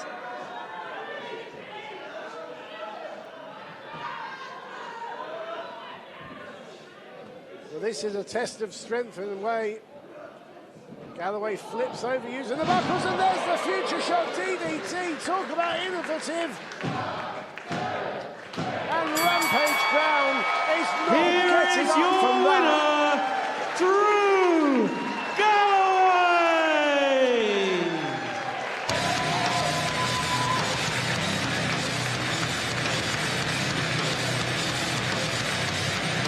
Well, that was veteran instinct from Galloway, a 16-year pro, because he knew where he was in the ring, pushed off of those buckles and hit that vaunted future shot DDT to pick up a very impressive and very hard-fought victory.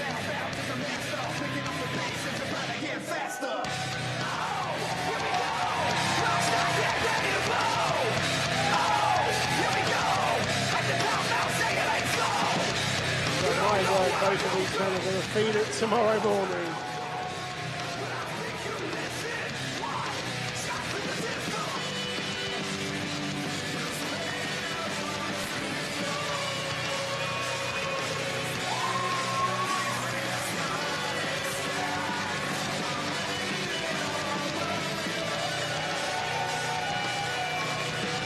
And Galloway takes the applause.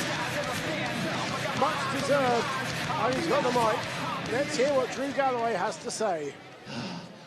Thank you very much, everybody.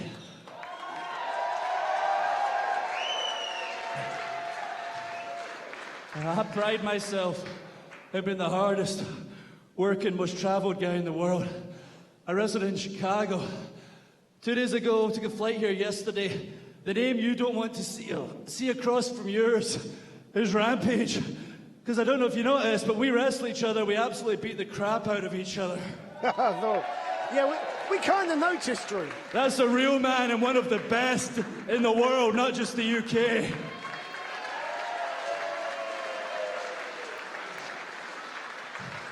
Here's a fun fact. I just wanted to get this out in case I gotta leave right away and I don't get to see you all again.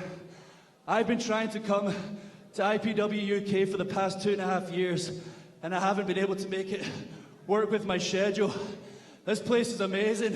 And I'll tell you, in the last time I was here,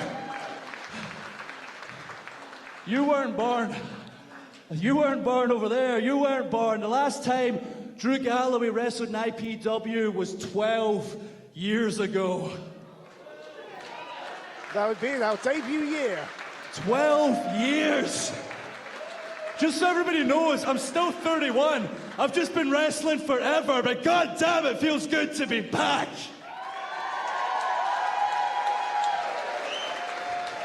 There's still some amazing matches to go. So you'll find old Galloway at the bar having some beers. So let's party what I've got left of the night away, gang. Thank you very much.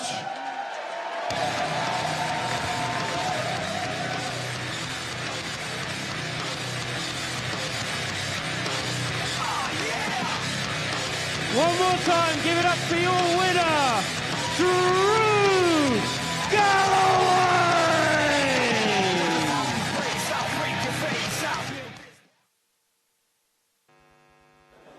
Hello everyone, we are back live on the IWN. This is IPW International Battle Royale, and we have a good announcement to make, I believe, Dean, regarding our return to Rochester on July 22nd. How did you get on during your interview with that little scoop you were talking about? Of course I got the information, but you should never doubt me. I can tell you, I can exclusively reveal on July the 22nd when we come back to the casino rooms here in Rochester. We will have not one, not two, but three international guests. We will have the former WWE legend Hurricane Helms, the former UFC champion Filthy Tom Lawler, and the former Impact Knockout Chelsea Green, also known as she will be here with us on the 22nd of July as well.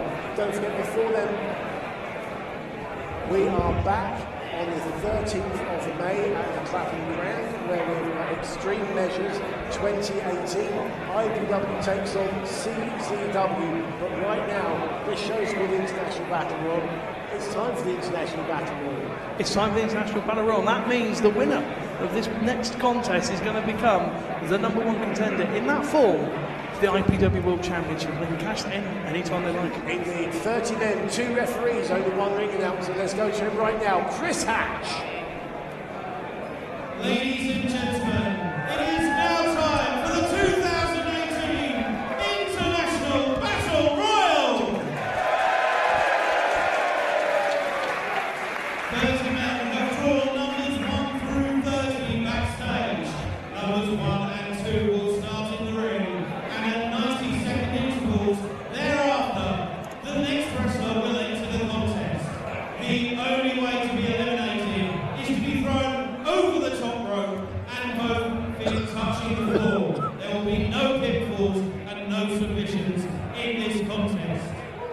Any man who manages to eliminate a current champion from the match will be guaranteed a future title opportunity. And the man who outlasts all other competitors will get a guaranteed IPW World Championship shot at their choosing anytime in the next 365 days. So it's now time to find out who drew number 1.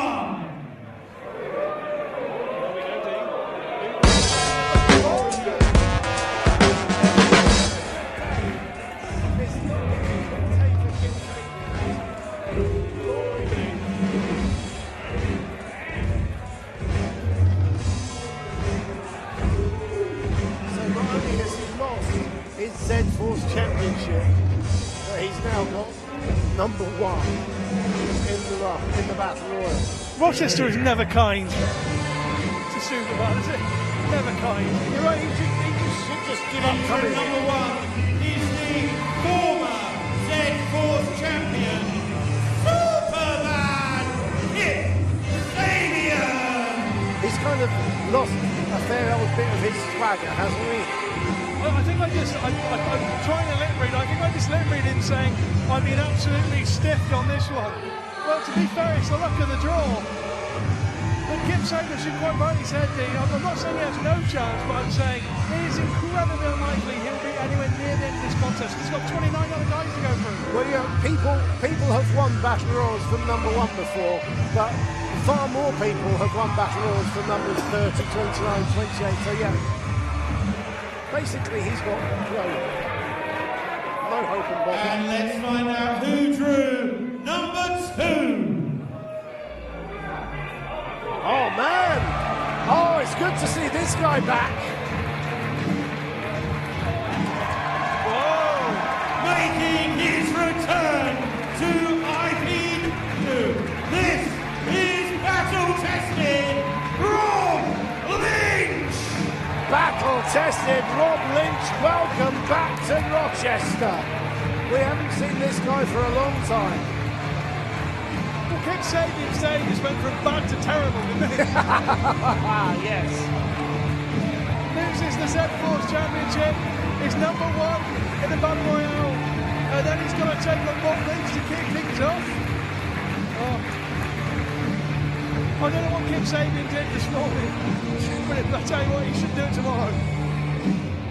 Maybe he was, I was going to say he's been bad in the former life, he's been super bad in this one. Rob Lynch, and then think of this from Rob Lynch's perspective. You've been out of IPW for pretty much the best part of a year. You're back after injuries,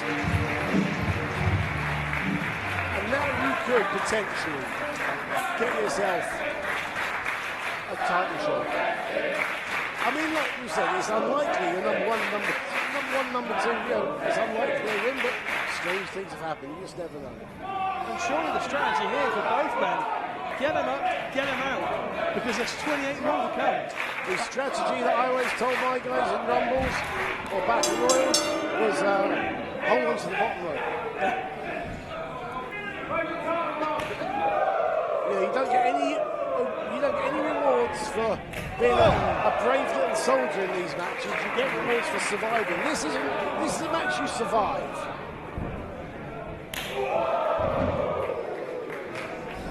At the moment, the former Z-Force champion seems weird calling the former Z-Force champion. That's exactly what he is. Oh no!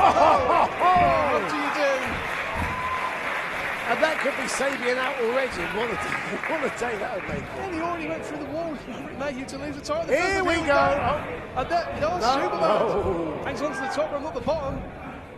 He's dancing on the edge here. Yeah, there you go. Look, do you notice what he did there? He hooked his. Oh man, that was risky. Well, there you go, and that slip has cost him dearly.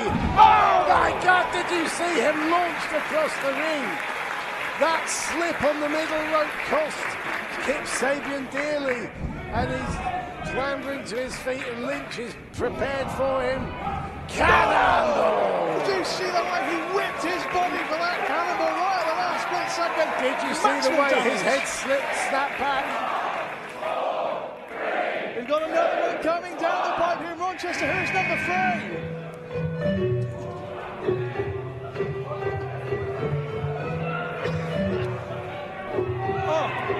Entrant number 3, Kieran Donnelly! Former IPW Tag Team Champion. We haven't seen him for a while either. Not exactly a favourable draw for Kieran Donnelly either. But at least he's going to be slightly fresher. Maybe he could come in and seize the agenda here.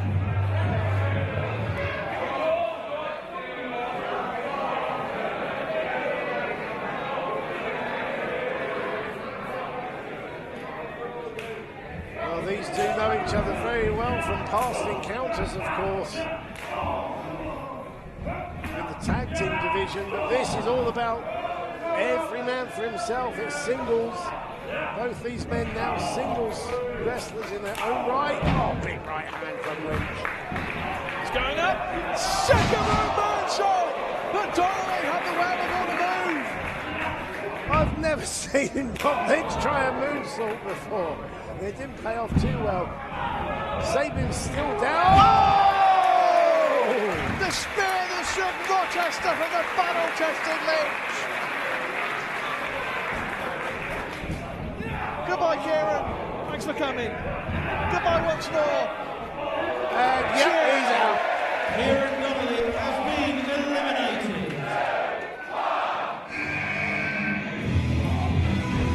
Oh, but who is it? Now who's this? Ah, it's Lewis Howley. Entrant number 4, Lewis Howley. I wonder what mood Lewis Howley's in, of course. Him and Sammy Smooth disowned James Castle not that long ago. Kip Sabian, he said, directed a bit of traffic there. He said, come on, Lewis, go get him.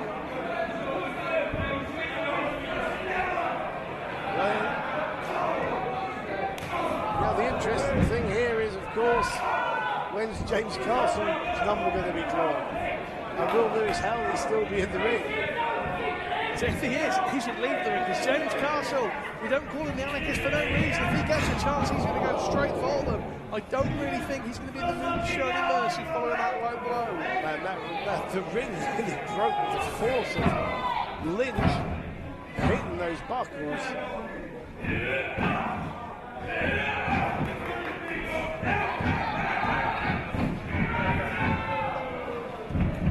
Kip Sabian putting the boots. If I was Kip Sabian, I'd have taken a little bit more of a rest. Let Lewis Howley do all the work. Take a moment for yourself. If he has any intention, any of these guys have any intention of surviving even halfway through this battle royal, they're going to have to really think about how they're going to progress, and give themselves breaks wherever they can has got to be the way forward. But who? Oh, it's Smooth. Entrant number 5, Smooth. Sammy Smooth. Sammy Smooth. What Kip Sabian realises there's a bit more danger now, because it's not just so much trying to form the lines, there's the lines already in the ring. Rob Lynch in a bad way here, though. Yeah, this isn't exactly the Friends of Rob Lynch Society in the ring, is it? Absolutely not.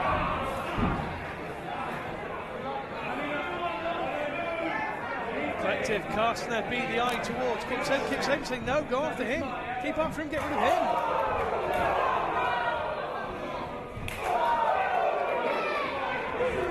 Don't forget, let us know using the hashtag IPW on social media. Let us know where in the world you're watching us from. We are coming at you live from the casino rooms here in Rochester, Kent, in the southeast of the UK. Sabian getting his licks in now, like a hyena. Not that he's had much to laugh about tonight. Absolutely. It's been the worst day of his IPW career, by far. Here we go. Who's coming in at number 6? Rob Lynch, completely out of it here. He can't last much longer in this contest. Oh, do you think? Well, by process of elimination, it can only be one man. The anarchist, James Castle! Well, James Castle has got a bone to pick with both of these gentlemen severely. Now imagine if they're all on the same page and they've come out 4, 5, 6. What a force they would be, but now the collective is disjointed. Look at James Castle, he's absolutely incensed here. You got one angry anarchist in that ring. Oh, now the 2-on-1. Oh my God, did you hear that? Rob Lynch comes to the rescue of James Castle. You will see some unusual and probably temporary alliances. Sammy Smooth eliminated!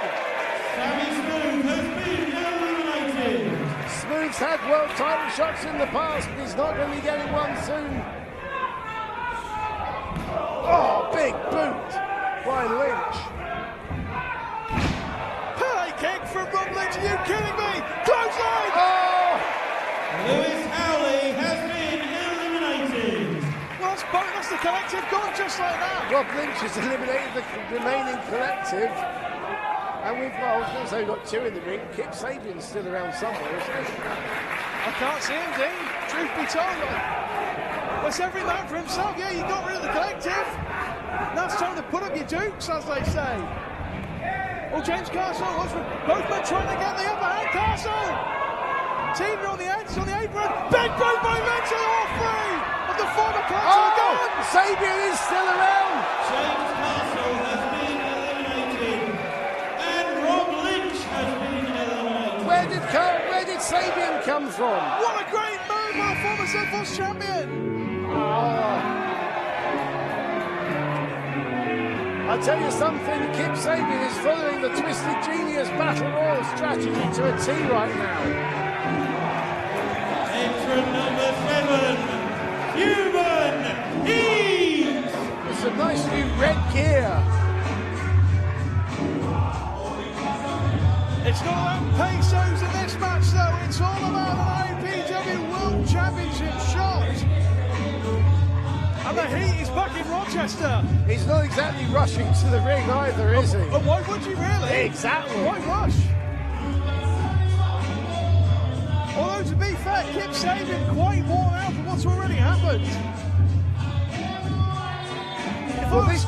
Yeah, go on, T. I was going to say, yeah, this is giving Kip Sabian valuable time to recuperate. Yeah, I was going to say, Cuban Heat rushed down to the ring, could have taken Kip Sabian out because he's dangerous. He's just proven that. He outsmarted everybody. The collective, the former collective, all eliminated each other, on with Rob Lynch.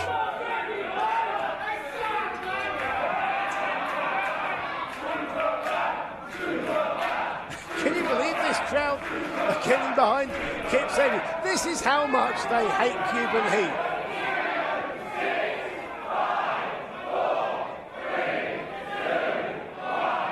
Cuban Heat, so he's going to pay him.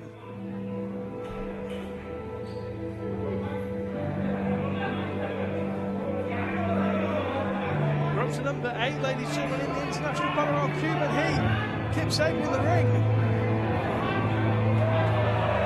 And here he is. Number 8, Adam Flex Maxted! The most handsome man in wrestling, Adam Flex Maxted.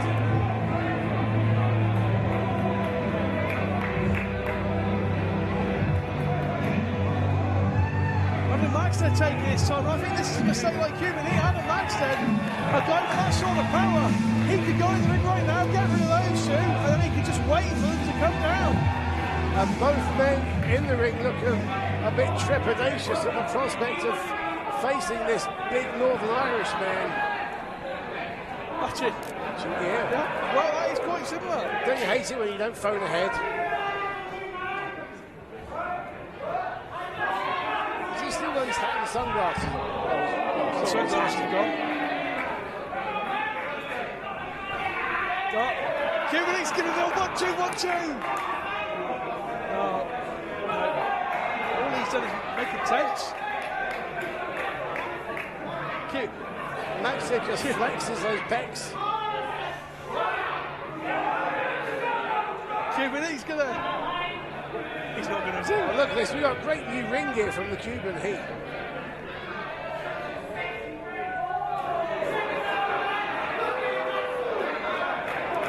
It's showing the muscles. Oh! Drop kick to the button. To the button right in the face. There goes the hat. Oh, Cuban. And there goes Cuban Heat. Oh, farewell, so long. I've been saying goodbye. Cuban Heat has been eliminated. Saving the match. Cutting the rug. Well, it looks like we got one of those temporary alliances. Entrant number 9, Stuart Shepherd. One of the trainees here in IPW. What an opportunity this is. Stuart Shepherd. A real chance here. If he can somehow go the distance, and he's in a much more favourable position than Kip Sabian was. The last true superstar. If he goes the distance here, he'll be guaranteed the IPW World title shot. What a debut that would have been for him. Gave right in Maxted's face.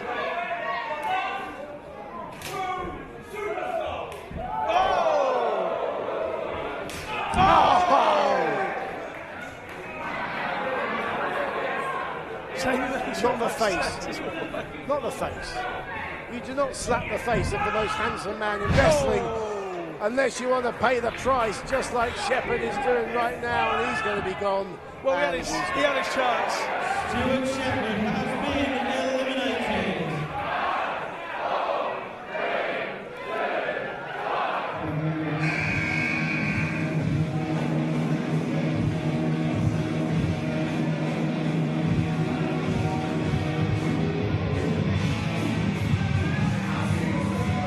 Entrant number 10, Kit Cattell.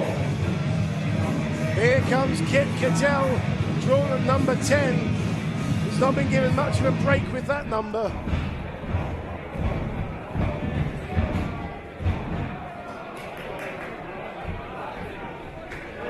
And Maxted straight on poor Kit. Trainee, of course, quite like Stuart Shepherd again. Golden opportunity. Well, yep, some of the trainees at the IPW Academy were given the opportunity to impress and win a spot in this. Oh, look at this! Very much better than Shepherd. I tell you what, he's a big lad and he's doing well. Oh, Vice Aries on the apron. Drop kick by Maxted. But Kit Cattell has been eliminated. 2 feet, 4 fingers. Well, I could- All out.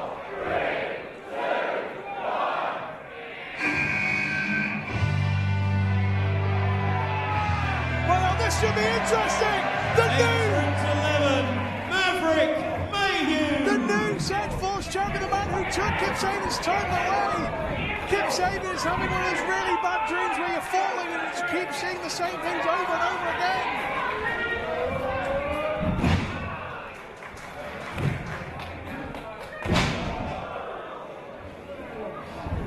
Well, Mayhew's already Z-Force champion. Of course, if someone manages to eliminate Maverick Mayhew, they will earn themselves a future Z-Force championship opportunity. or if Mayhew wins this, Yes. he gets a world title Absolutely. shot. Imagine that. You could unify all 3 singles belts. We'd have nothing to fight for apart from one. Not Lord of the Rings. He'd rival Austin Aries as the belt collector.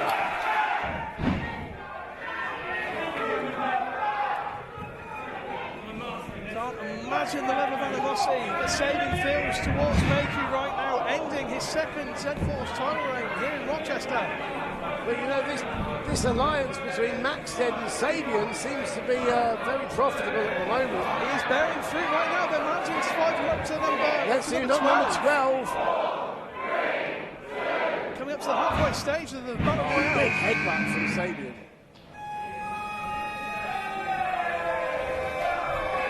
Entrant 12 is the Minesweeper, Ashley Dunn. Yet again, someone who's absolutely no stranger to Kip Sabian takes down Sid and Maxted. Came so close to becoming Z-Force champion on numerous occasions. Oh, St. Law was right over the top.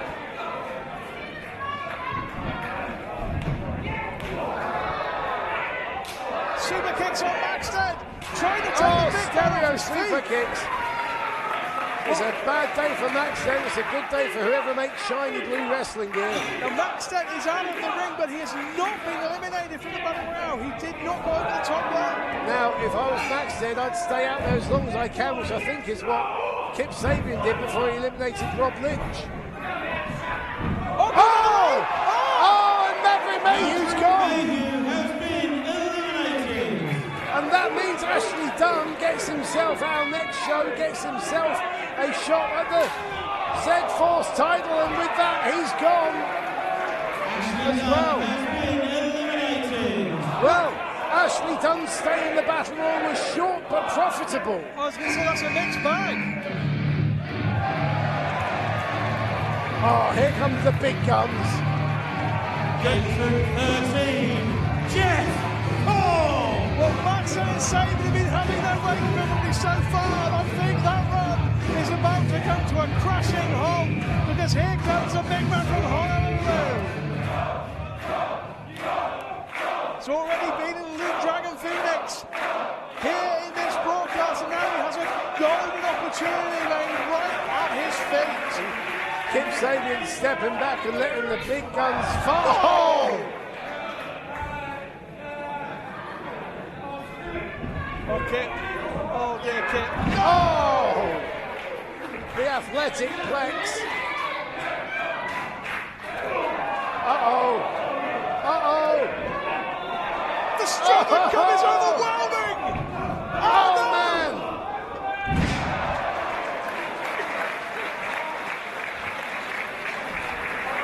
Absolutely unreal by Cobb, and Maxted's out. Maxted is gone.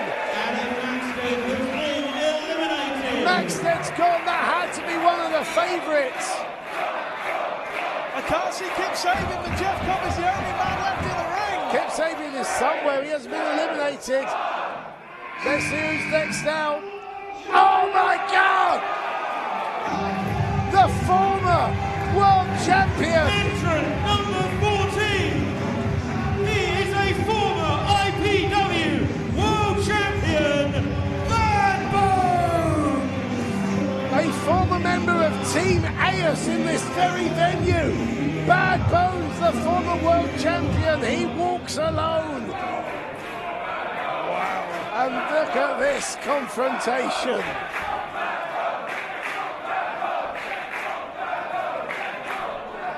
Who's your pick? Toss a coin, hope for the best out of this one. Indeed, two bail-offs in the ring. Hey, I'm biased. I'd have to go for Bad Bones.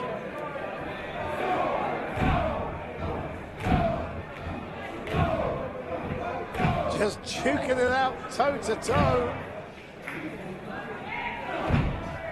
Cobb went to the Olympics, but it was in wrestling, not boxing. Look at this, Bones just inviting him on.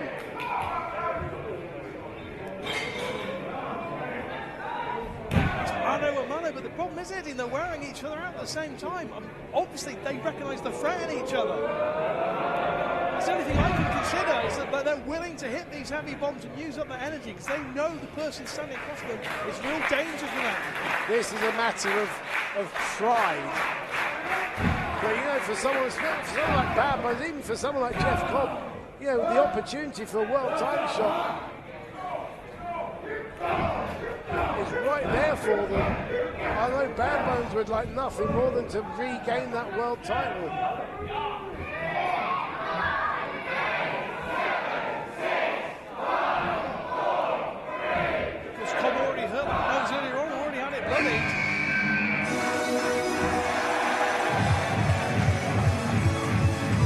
one of the two is this going to be?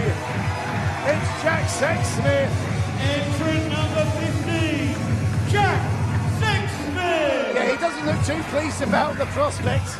No. But just leave the two of them just to smack each other in the face, Jack, and you know. The pansexual phenomenon looks like he wants to be in that other phenomenon, you know, thunder and lightning, he wants to flash and go. The trouble with Jack Sexsmith is, you know, he's got many talents, but looking inconspicuous is not one of them. Please don't die, they chant in Rochester.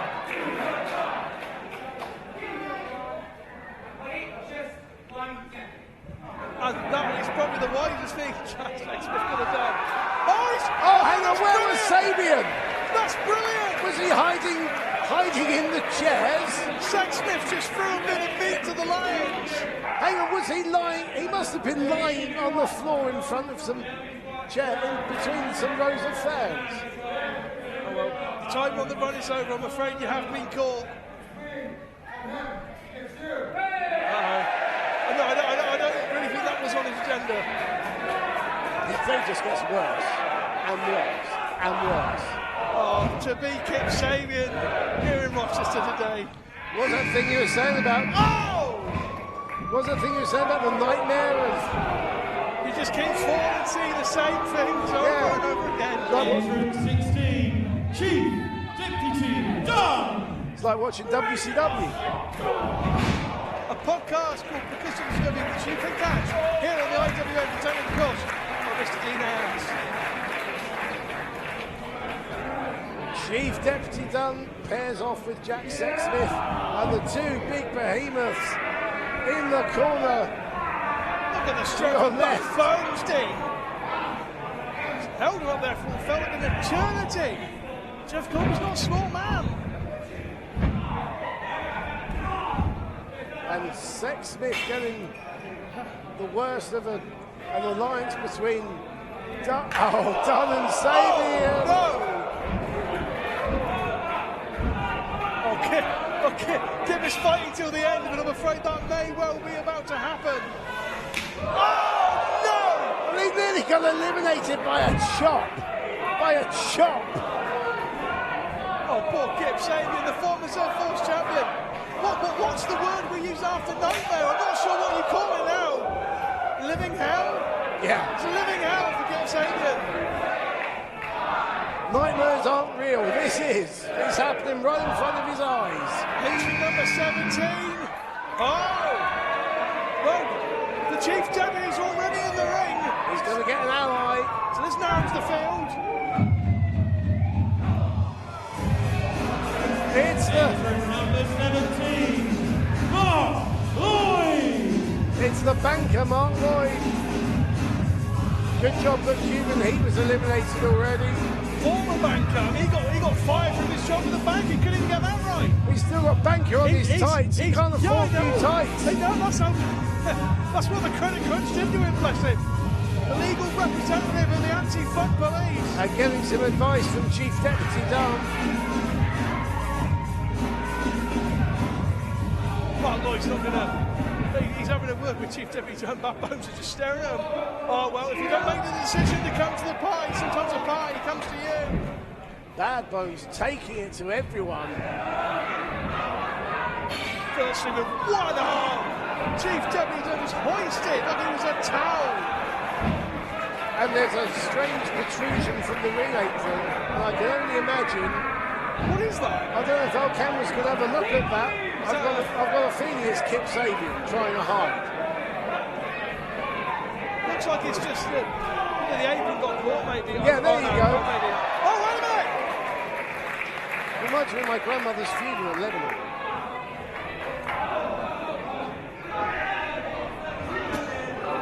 It might have the same result for Kip Sabian.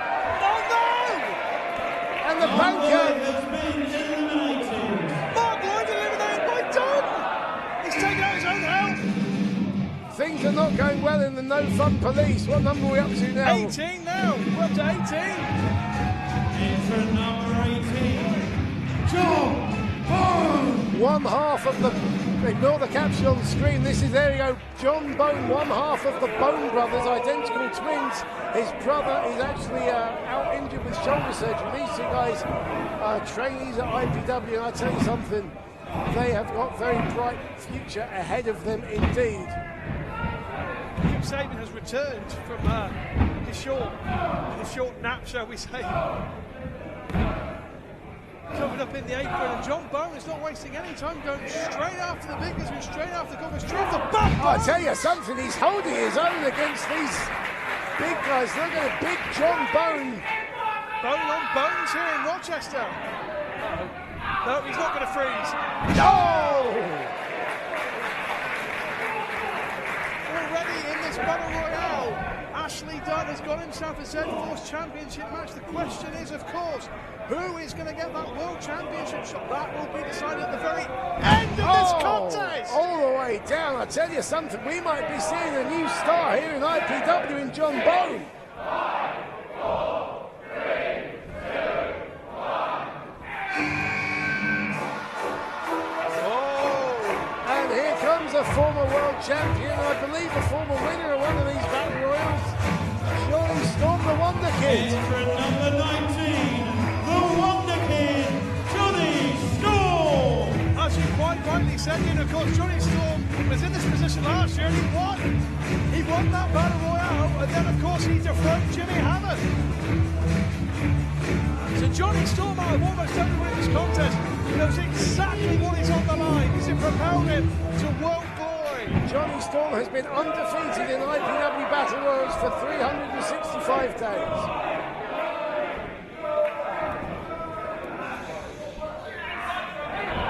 And fingers straight to the eyes of Bad Bones. Because Johnny Storm spent the last few events disparaging the crowds at Milton Keynes, attacking some of the people who come from that particular town in the UK. It's been very, very unpleasant. I've been there quite a few times. He's had some very nasty words to say about people's relatives. Did you just say that Milton Keynes is very unpleasant? I did not indeed. Milton Keynes is a lovely town. It's historic and it is beautiful. And look at this, John Bone going right after Johnny Storm. Said some very nasty things to some of the inhabitants of Milton Keynes indeed as Johnny Storm.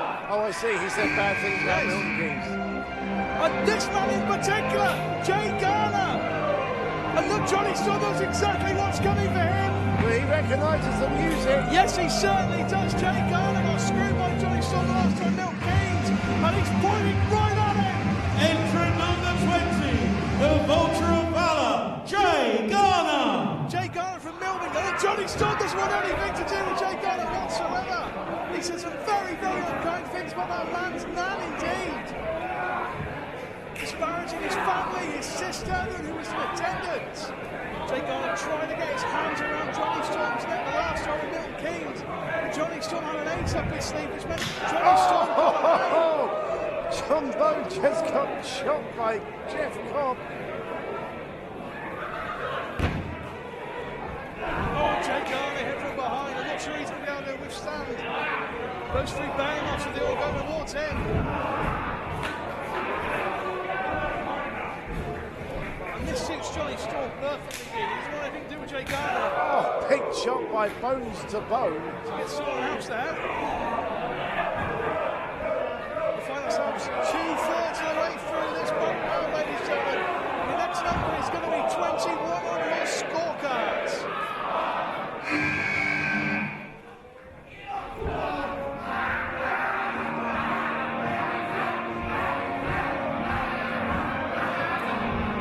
This is not the first time I've heard this music in the last 2 weeks either. This is Andreas Cobb, Johnny Storm's protege. Entrant number 21, Andreas Cobb. Johnny Storm was supposed to face Jay Garner and Milton Keynes, and instead Andreas Cobb was brought out. And together they beat him down at IPW Realize. And look at this, no surprise, Cobb straight to Garner. Bad Bones trying to eliminate Johnny Storm.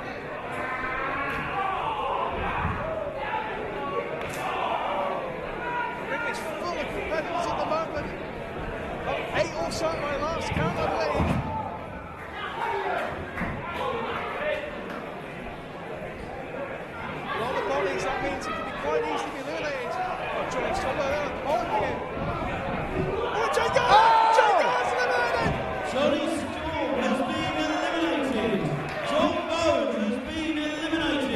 that confusion, John Bones eliminated. Oh my God! Jay Garner has been eliminated. Jay Garner eliminated with the most violent elimination I think I've ever seen. And Andreas Kaur is out. Andreas Kaur has been eliminated. We've just had a ripple of eliminations. But I'll tell you something.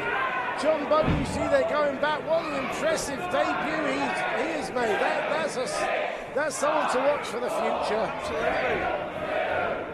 So much happened in such a short space of time. We're up to 22. It's the engineer of excellence. Entrant number 22, Luke Phoenix. And quite reminiscent of something that happened earlier on. Luke Dragon Phoenix found himself in the ring with Cobb. He's still got a handprint on his chest from that shot from Cobb. That happened, what, an hour and a half ago?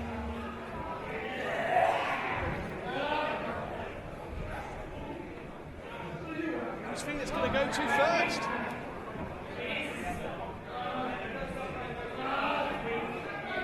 Saying that done, let's Phoenix saying let's get Sagan. What's the plan here from Phoenix? Well, don't get one part of it. Phoenix will take them all on. Over in the other corner there you see Bad Bones and Jeff Cobb still going to war with one another. Some favourable draws coming out here now, Dean. To be fair, Luke Dragon Phoenix, so he's already wrestled with Drew 22, and it's quite near the end. Well, we are now getting into that final third, aren't we? We're into the final third, final quarter. Luke Dragon Phoenix, the last time he was in Rochester, almost became IPW champion. If he can win the Battle Royale here, he's going to be back at the top of that mountain because he'll have a guaranteed shot at the big gold.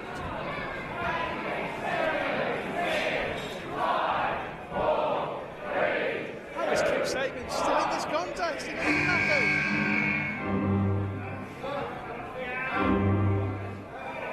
Well, this music tells me it's one of the thrillers. It's Joel Redmond, and what a great draw for Joel Entrant number Redmond. 23, the physical specimen, Joel Redmond. What a great draw for Redmond. You've got to think he's got to be a favourite. Luke Dragon Phoenix screaming. Trying to scream his way out from Redmond, but absolutely agree with that 100% Joel Redmond. Look at that complete preferential draw he has chosen here. The man always looks in great condition. He's already the British heavyweight champion with All-Star. And Bad Bones has gone. been eliminated. Jeff Cobb wins the war. Champion of the world, he got that, didn't he, team? I'll tell you something to matchmakers. I would love to see Bad Bones and Jeff Cobb one-on-one in a singles match. Just imagine that.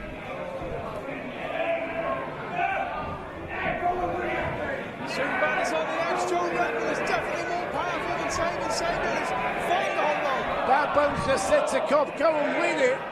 So at least he can say he's eliminated by the eventual winner. Well, it's only one person this can make. We've already lost Lloyd. And John is currently teetering. It's got to be the world's largest luchador. Entrant 24, Los Federales Santos Jr. The biggest man in the ring right now has just entered the ring, saving the chief deputy. I'm still in all of that tope earlier. Gravity defying, I think Yes. Well, if anyone's going to be able to eliminate Jeff Cobb, it's this big man in the ring now. Well, obviously, he is aligning himself with Chief Deputy Dunn of the Anti-Fun Police. We got, what, 5 left? 6 left? Something like that. I think I originally announced 6. This would be a 40-man battle royal, so somewhere in my head we've got about 15 to go. I think it's about 6. Yeah, well, 25 is next, and these are the prime numbers that you want. 25 through to 30. This is usually where you find your winner from. Oh, Sabian on the edge here, Sabian on the edge. Jack Saxman on the edge, the other side, sorry. Sabian, as he holds on to every rope.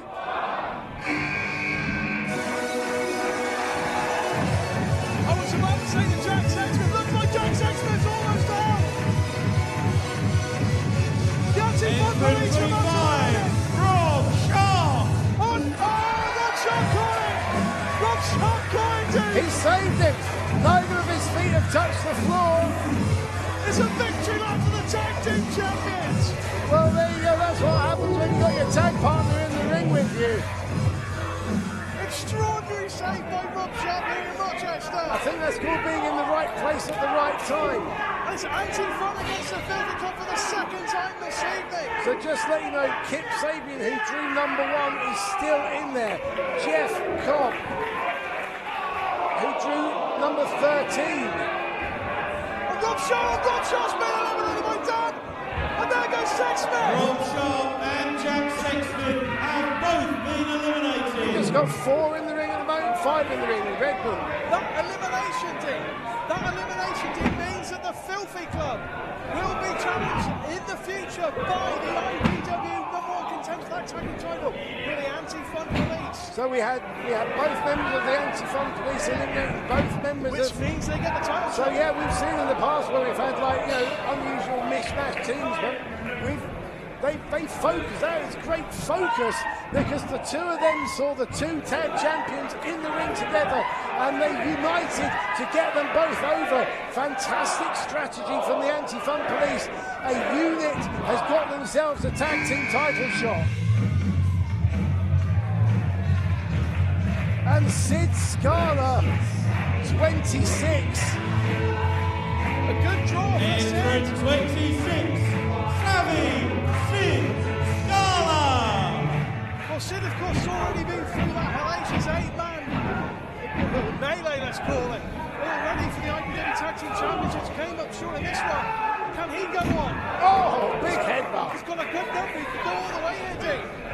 Oh, he used Federales Jr. to bounce off of. No way is he going to get the big guy over the top. And look, I thought Kip Sabian was going to form an alliance with Scala, but not to be. Kip Sabian still in there for number 1. Jeff Cobb still in there at number 13. The other men in the ring are much more recent arrivals. Oh, look at Redmond with Luke Felix. Luke Felix hanging on for dear life.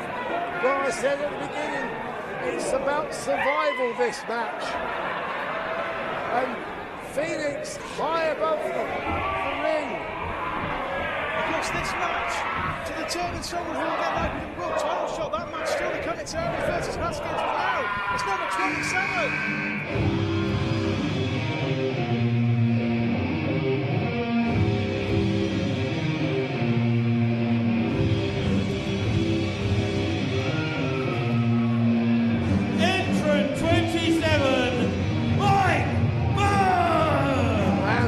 Dangerous man, Mike Bird. Oh! And straight away he eliminates Mike Bird from South Wales. Nothing flash or fancy about him. He just gets the job done like that. He is just mauling Sid Scala. Scala has been eliminated. Mike Bird's like a hurricane. Oh! No, he's on the next show here. Mike Bird's hitting anything that moves, but now he's got the world's biggest luchador on his back. He is protecting his boss. No way. No. No way. Oh my God! Samoa drop. Did you see Sabian's face in the corner? He does not like his chances against this man. Oh my goodness me! Federales Santos Jr. has been eliminated. Oh, and is he going to be joined by his partner? Yes, he is. He's also gone. Chief Deputy Don has been eliminated. Mike Bird has single-handedly eliminated the Anti-Fun Police. We've got 3 men left. 4 men eliminated by Mike Bird in 90 seconds. That is insane.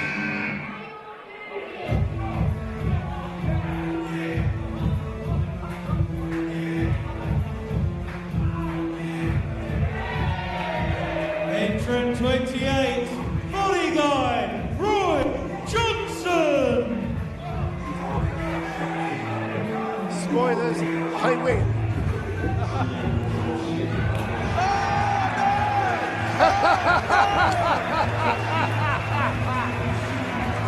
Body guy worldwide.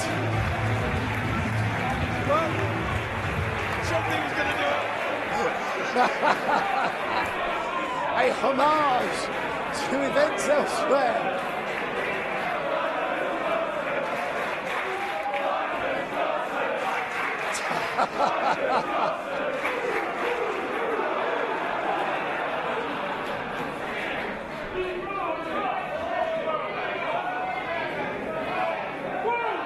The body guy, big wavy, Roy Johnson. 22 to go.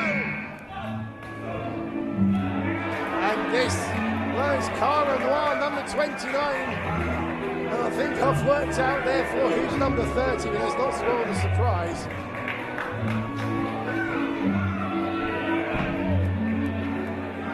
Entrant number 29, Cara Noir. Okay, yes, Cara Noir's already been in action here this evening, but what an incredible draw for the man who would be king of IPW.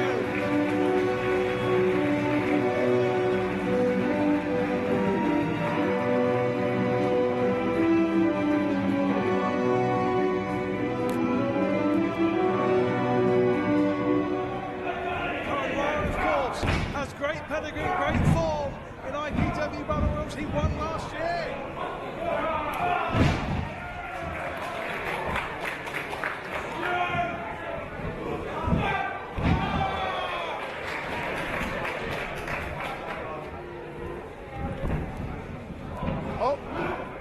Oh, Luke Dragon Phoenix had it scouted.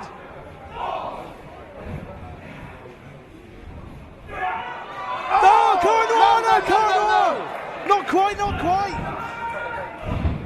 No! Well, that's one way to keep you safe, but as you said, Dean, you got to survive. Yep. Sabian! Sabian! Kip Sabian eliminates Cara Noir. Has been eliminated.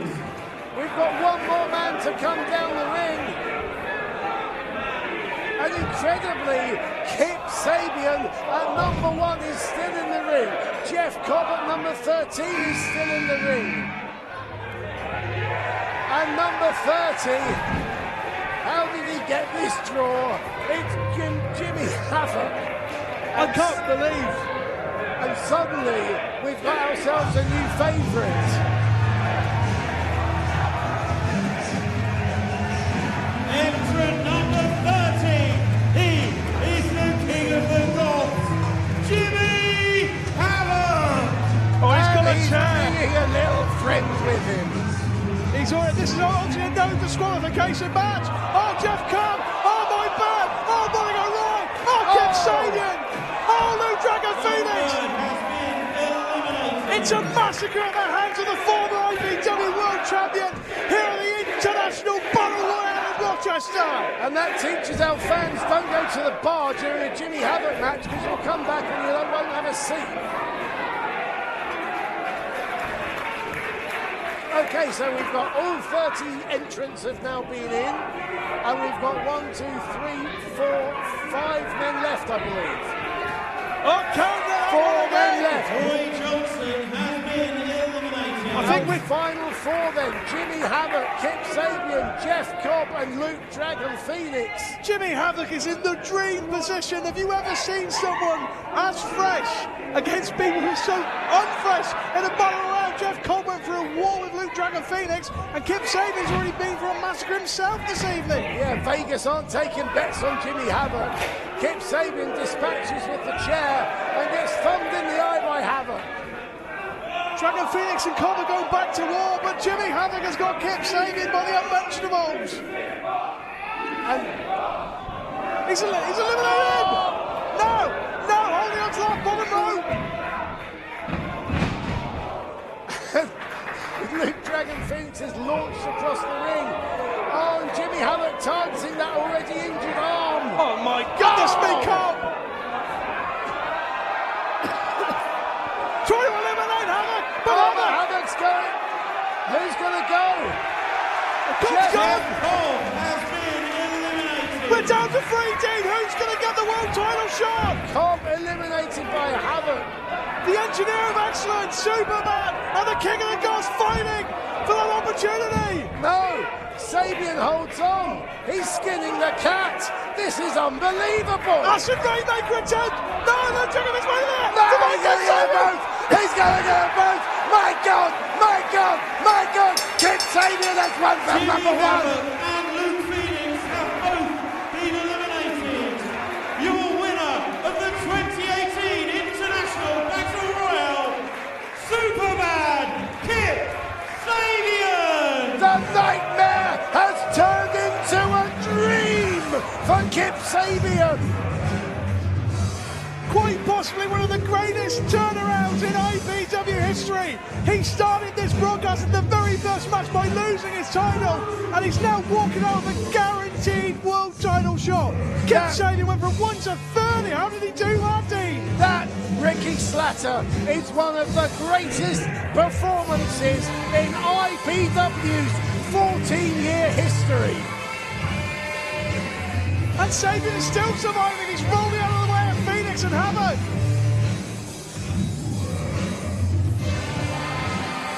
Goodness me! Jimmy Havoc surely the odds-on favourite there. But Kip Sabian went from number 1 and he has won it all.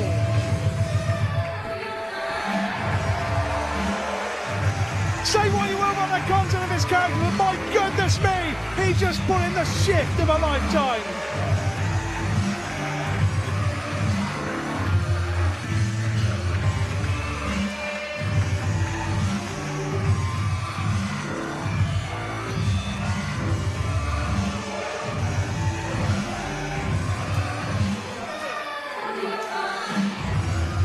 Wow! Can you believe that?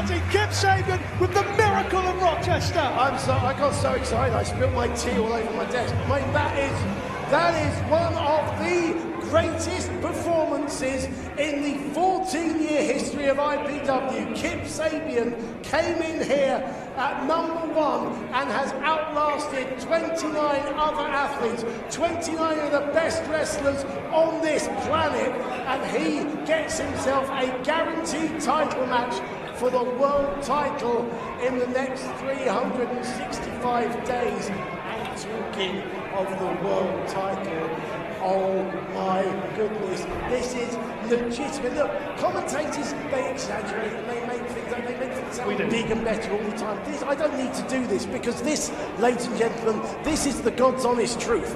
What we're going to see right now is the biggest match in IPW's history. On one side, Austin Aries, the greatest man that ever lived, the belt collector. He's got 5 belts to his name. And on the other side, a man he's faced and beaten twice before in Mark Haskins, who is the All England champion. It's title for title. It's unification. That one of these titles will not exist. It's the All England Championship. It's the last time we're going to see it defended. Someone is going away with 2 belts and they're going to turn it into 1. Is Haskins going to walk away with 2 belts, leaving Aries with 4? Or is Aries going to do the clean sweep and restore his titles back to 6? There's only one way to find out, and that's to go to ringside. Are you ready? I'm ready. Because I'm so ready. Let's go to ringside for our main event. Title for title, Aries versus Haskins. Your main event of the evening is set for 1 fall. And is for the IPW World Championship. Can we have both competitors to the ring?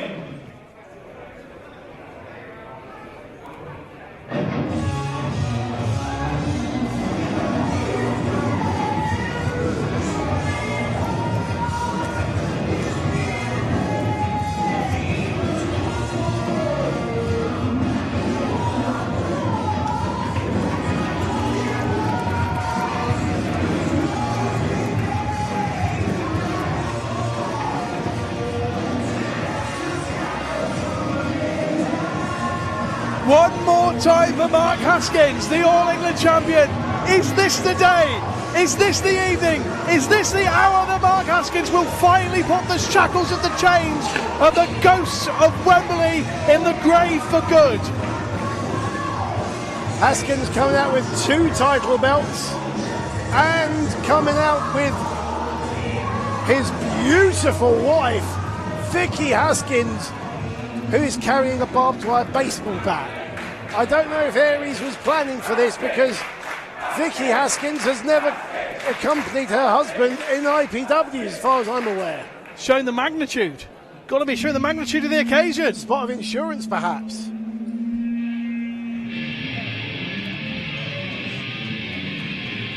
And here comes the belt collector, the IPW World Champion, the Defy World Champion, the Defiant Wrestling World Champion, the World Series of Wrestling World Champion, the Impact Wrestling Grand Champion. The man has more gold than the pharaohs of Egypt around his body. Puts Anthony Joshua to shame.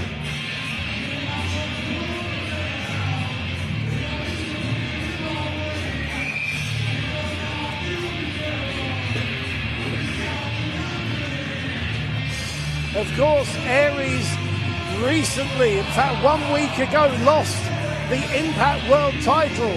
He's going to want to add one more belt to his name. Absolutely, he wants to restore what happened with Pentagon. He wants to make sure that he's got another number. He doesn't want to lose them, he wants to keep winning them. Yep. Well, one way or the other, he's going to have an even number of belts, but will it be 4 or will it be 6? To send it to MC, it's Mr. Chris Hatch for the final time this evening. When the bell rings, your referee, Mr. Tom Scarborough. Introducing first, to my left, accompanied to the ring by Vicky Haskins. From Malvern in Worcestershire, he is the current reigning, defending All England champion, the workhorse, hell-bent, Mark Haskins!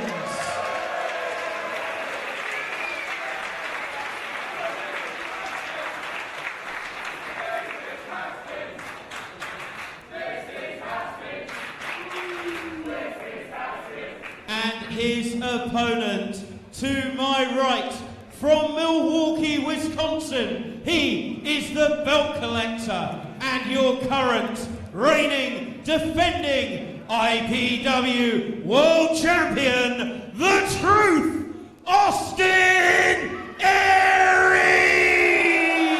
Look at the shine of the gold here in Rochester off that Manding.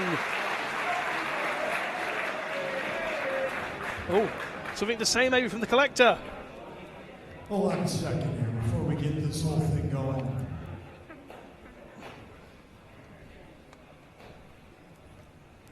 We faced off in this very ring some months ago. It was a great matchup. You came up a little bit short, as you have every time that we've wrestled. Oh, it's true, But I though. told you anytime, any place you wanted a rematch, you could have it. Now, the first place we had that rematch was not here. It was in Milton Keys. And what you did that night after I beat you again was you kicked me in the balls. And then you and your friend Jimmy Havoc left me laying in the middle of the ring. And I should be really upset about that. But the fact of the matter is, I can't throw any stones because my house is glass too. And I've done the same thing to people. So I don't blame you because you're a little desperate. You know why you're desperate, Mark Haskins? Because you're still chasing the past. You're still living in the past. Wembley Stadium, almost breaking your neck. You're thinking about the future. You're thinking about collecting one of my titles. You're not living in the present. Look what you got right there. Take a look. Go ahead, grab it. Grab it. Right there. You're already a champion. You're already a champion.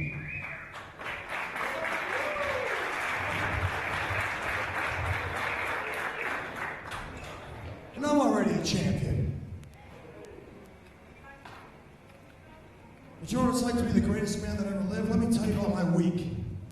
okay? Last Sunday, I had 6 belts. And then I lost the Impact World title. That's okay, because I still had 5. Then last night, I lost the Defiant World title. And it's really easy to wake up in the morning after losing 2 world titles and feeling a bit like a loser. And I was, until I looked over to my right and I saw I still had 4 world titles. And that's what it's like to be the greatest man that ever lived. So I'll tell you what, Mark, we can do this right here, right now. You know I'm not 100%. I got a bad back after last night. But we can still do this right here, right now. But I have a better idea. You want to rectify the past? Instead of beating me, you should be standing next to me. Because you know what I can do for you? I get you a job in a real company. Oh, come on now. I get you a job in Impact Wrestling. I'm kind of a big deal around there right now. Can I just say IPW So what do you always... say? Why don't you put all this aside, and if you really want to rectify your past and shoot to the moon in the future, stick next to me. Let's go to Impact Wrestling. Let's wrestle in front of some real wrestling fans and win some real titles. Oh, come on, that is completely reprehensible by Aries. Hey, I just want to say every time I've commentated for IPW, I've been paid on time.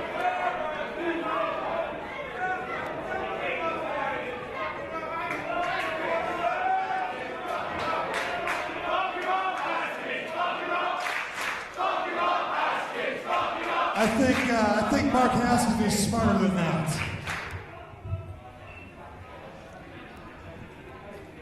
Austin Aries. Dude, you bring up a point. I mean, you're hurt, right? You know, funny story actually. I wrestled once. I suffered a concussion during a match. I almost broke my neck. And you know what the guy did? At that point, he kicked me in the head. He brain busted me.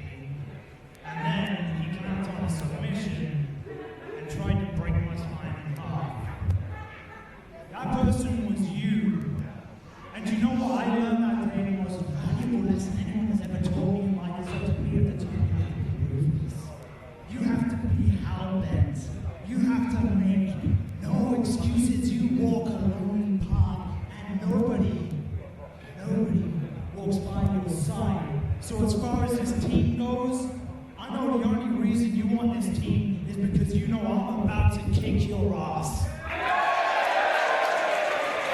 This is 6 years worth of hurt coming back to face you. Now listen up, Aries. I want to show you how ruthless I am. I want to show you how hell-bent I am. I want to show you the monster you have created. So Dr. Frankenstein, why don't you ring the bell, put the mouse in the corner, or are you too much of a little bitch?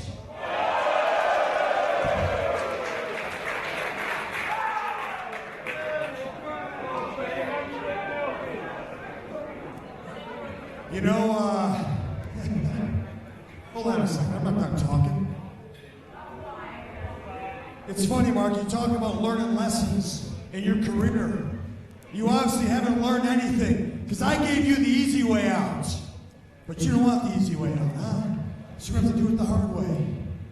You think you can take this from me tonight? Cool. Tell you what, there you go. Referee, ring the bell. We can... Oh, the low blow behind the referee's back. And Austin Aries did exactly what Haskins did to him, and Milner keeps going for that brainbuster early, Dean. It's got to be over. This could be the shortest main event in IPW history. I can't believe this, Mark Haskins. Out cold. 2. No!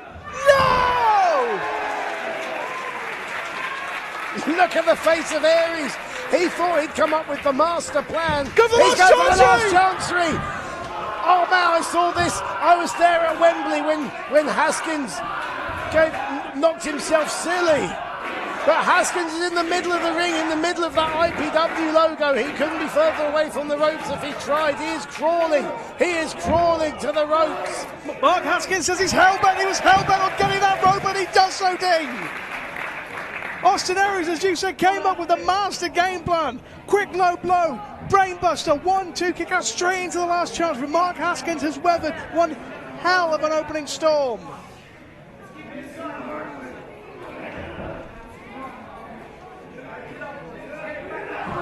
Austin Aries said in that little diatribe, he did make the point that he was wrestling slightly hurt. He said he had a really, really poor back. Well, did you see Haskins' back? Plenty of bruises and welts on that. Well, yes, that was what I was going to say. Mark Haskins may be slightly fresher out of the two of them, but I'm not sure that's the case anymore. Oh, a knee to the jaw of Aries, and that could be a game changer. Look at the face of Haskins. I believe we call that a receipt. Yeah, Haskins, he's wrestled in TNA and Impact before and didn't have the greatest time of his life there. He's happy, he's settled in the UK. Go for a pole drive, sorry, Dean. This country has the greatest wrestling scene in the world, in my opinion. Why would you want to go anywhere else? No way, is he looking for a DDT?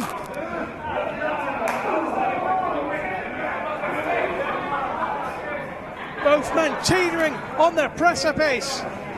If either man gets the upper hand here, it could be decisive. And there's Haskins. It's Haskins running the ropes.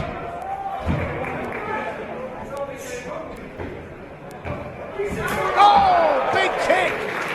Big kick by Haskins.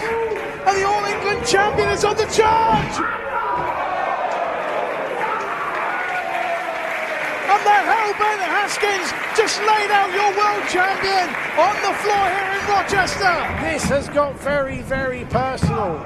This isn't just about being world champion. Mark Haskins faced Austin Aries in this building. He went up to the top. He was thinking of that shooting star press. He paused. He hesitated for obvious reasons. And that hesitation cost him the world title. The same thing happened in Milton Keynes, but not the shooting star press. He went to the... Oh, what a second. No, he took too long on the top, just like he did when you said he did, Dean. But in Milton Keynes, the same thing happened. He had an opportunity to use the championship belt to his advantage, and he fought better of it. And 2 seconds later, Austin Aries rolled him up and took away Mark Haskins' chance. He then vowed he would not let it happen again, and that is what has led us to this. With Mark Haskins and Austin Aries perched high here in the Rochester evening.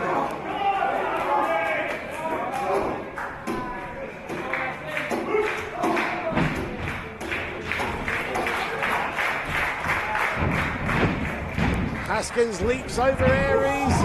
Oh! And I think he caught his ankle or his Achilles on the corner there. We'll have to wait and see if there's any damage done. Haskins puts that self-same leg. He's got him in that star armbar. He's got him locked in. But Austin Aries is right under the ropes. Right move, wrong place.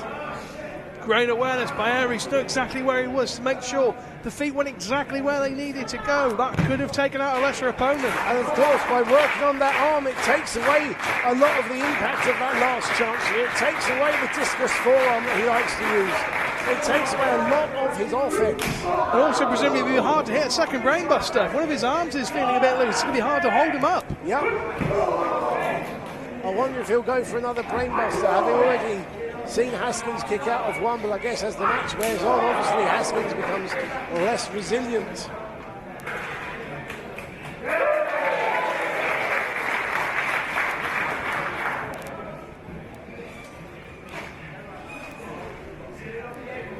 They're back on that apron in dangerous territory, Dean. Death Valley driver on the hardest part of the ring by the IBW World Champion. And Aries is now in the commanding position, and he may be able to capitalise on it straight away. Legs hook, middle of the ring. No, from Haskins, gets the shoulder up. Flown over by Aries, goes for the last chance. Sorry, Dean. Yes, he is. Goes for the last chance again. In the middle of the ring again. In the middle of the ring. The last chance to be pulling back on the shoulder, pulling back on the neck.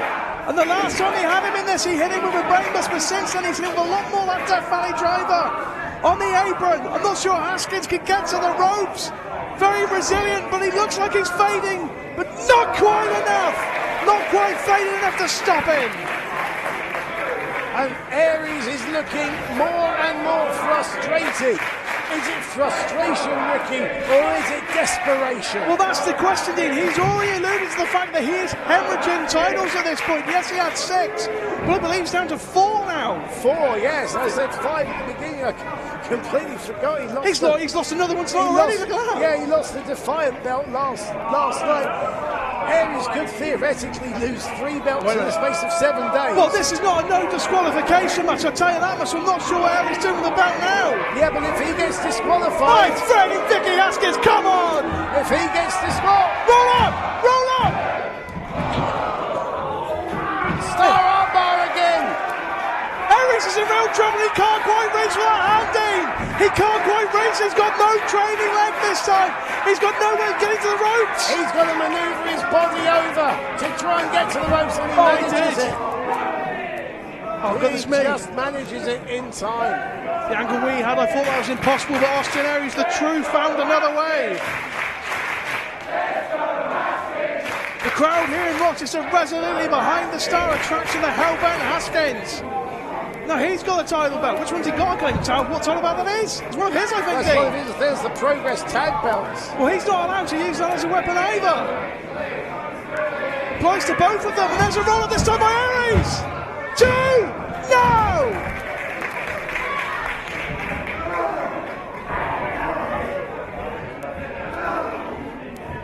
Mark Haskins versus Austin Aries for the unification of the All England Championship and the IPW World Championship.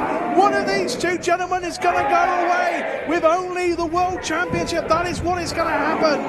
It's an elimination. Only one title can remain. Only one champion can remain. Unless, as I was saying before, Aries or indeed Haskins gets himself disqualified, then surely the status quo remains. And that looks like what Aries was going for, which surely is a sign of desperation. Well, Aries doesn't want to find out the answer to your conundrum there, Dean. He wants to win. Massive chop by Aries, spinning kick by Haskins. What a match we are seeing. As I said, this is the biggest match in IPW's storied history.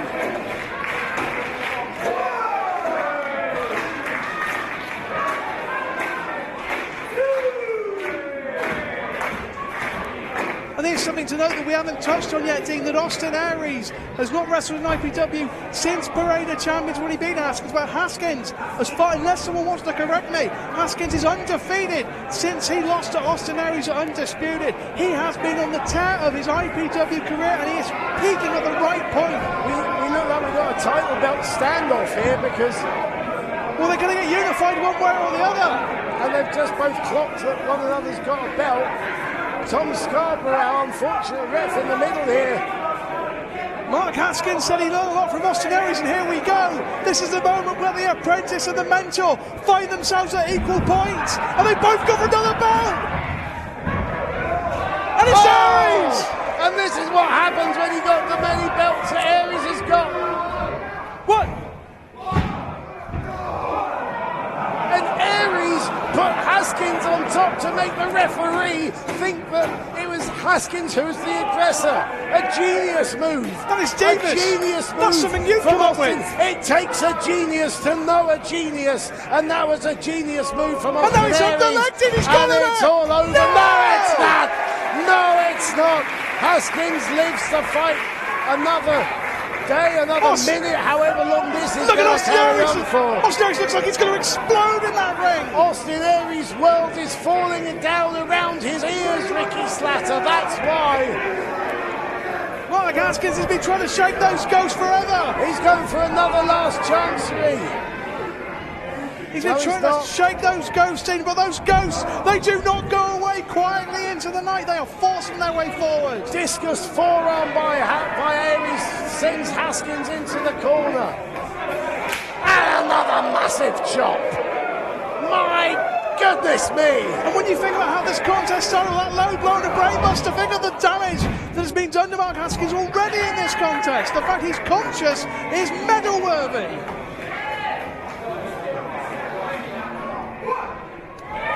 What's Aries he's thinking another brainbuster possibly. Wait a Jimmy Havoc! Jimmy Havoc gets in the ring. What's Havoc? Well, I was going to say what's Havoc doing. He's allied with Haskins, and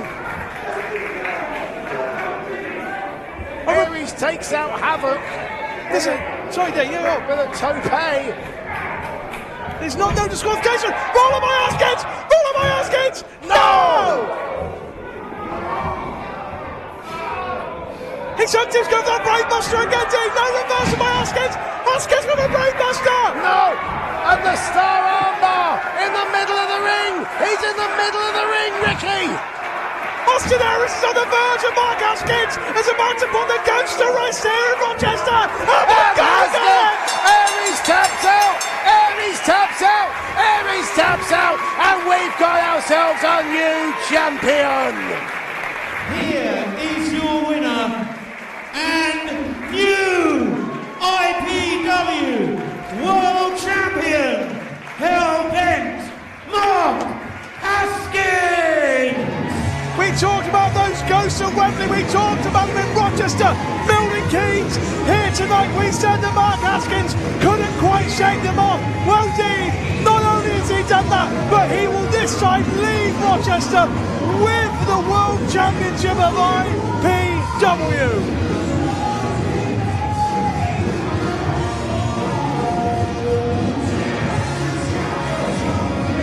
Look at the state of Haskins' chest. My goodness me, he knows he's been in a battle. The scars of war and the spoils of war go hand in hand, and that is why Mark Haskins has finally shaken the ghost and taken home the gold. My goodness me, what a night we have seen here in Rochester. We've seen Kip Sabian lose the Z-Force title to the teenager Maverick Mayhew, the youngest champion in IPW history. And then Sabian bounced back to win the Battle Royal from the #1 spot. He will be in line for a shot at that man, Hellbent Mark Haskins, who has crowned himself the new IPW World Champion.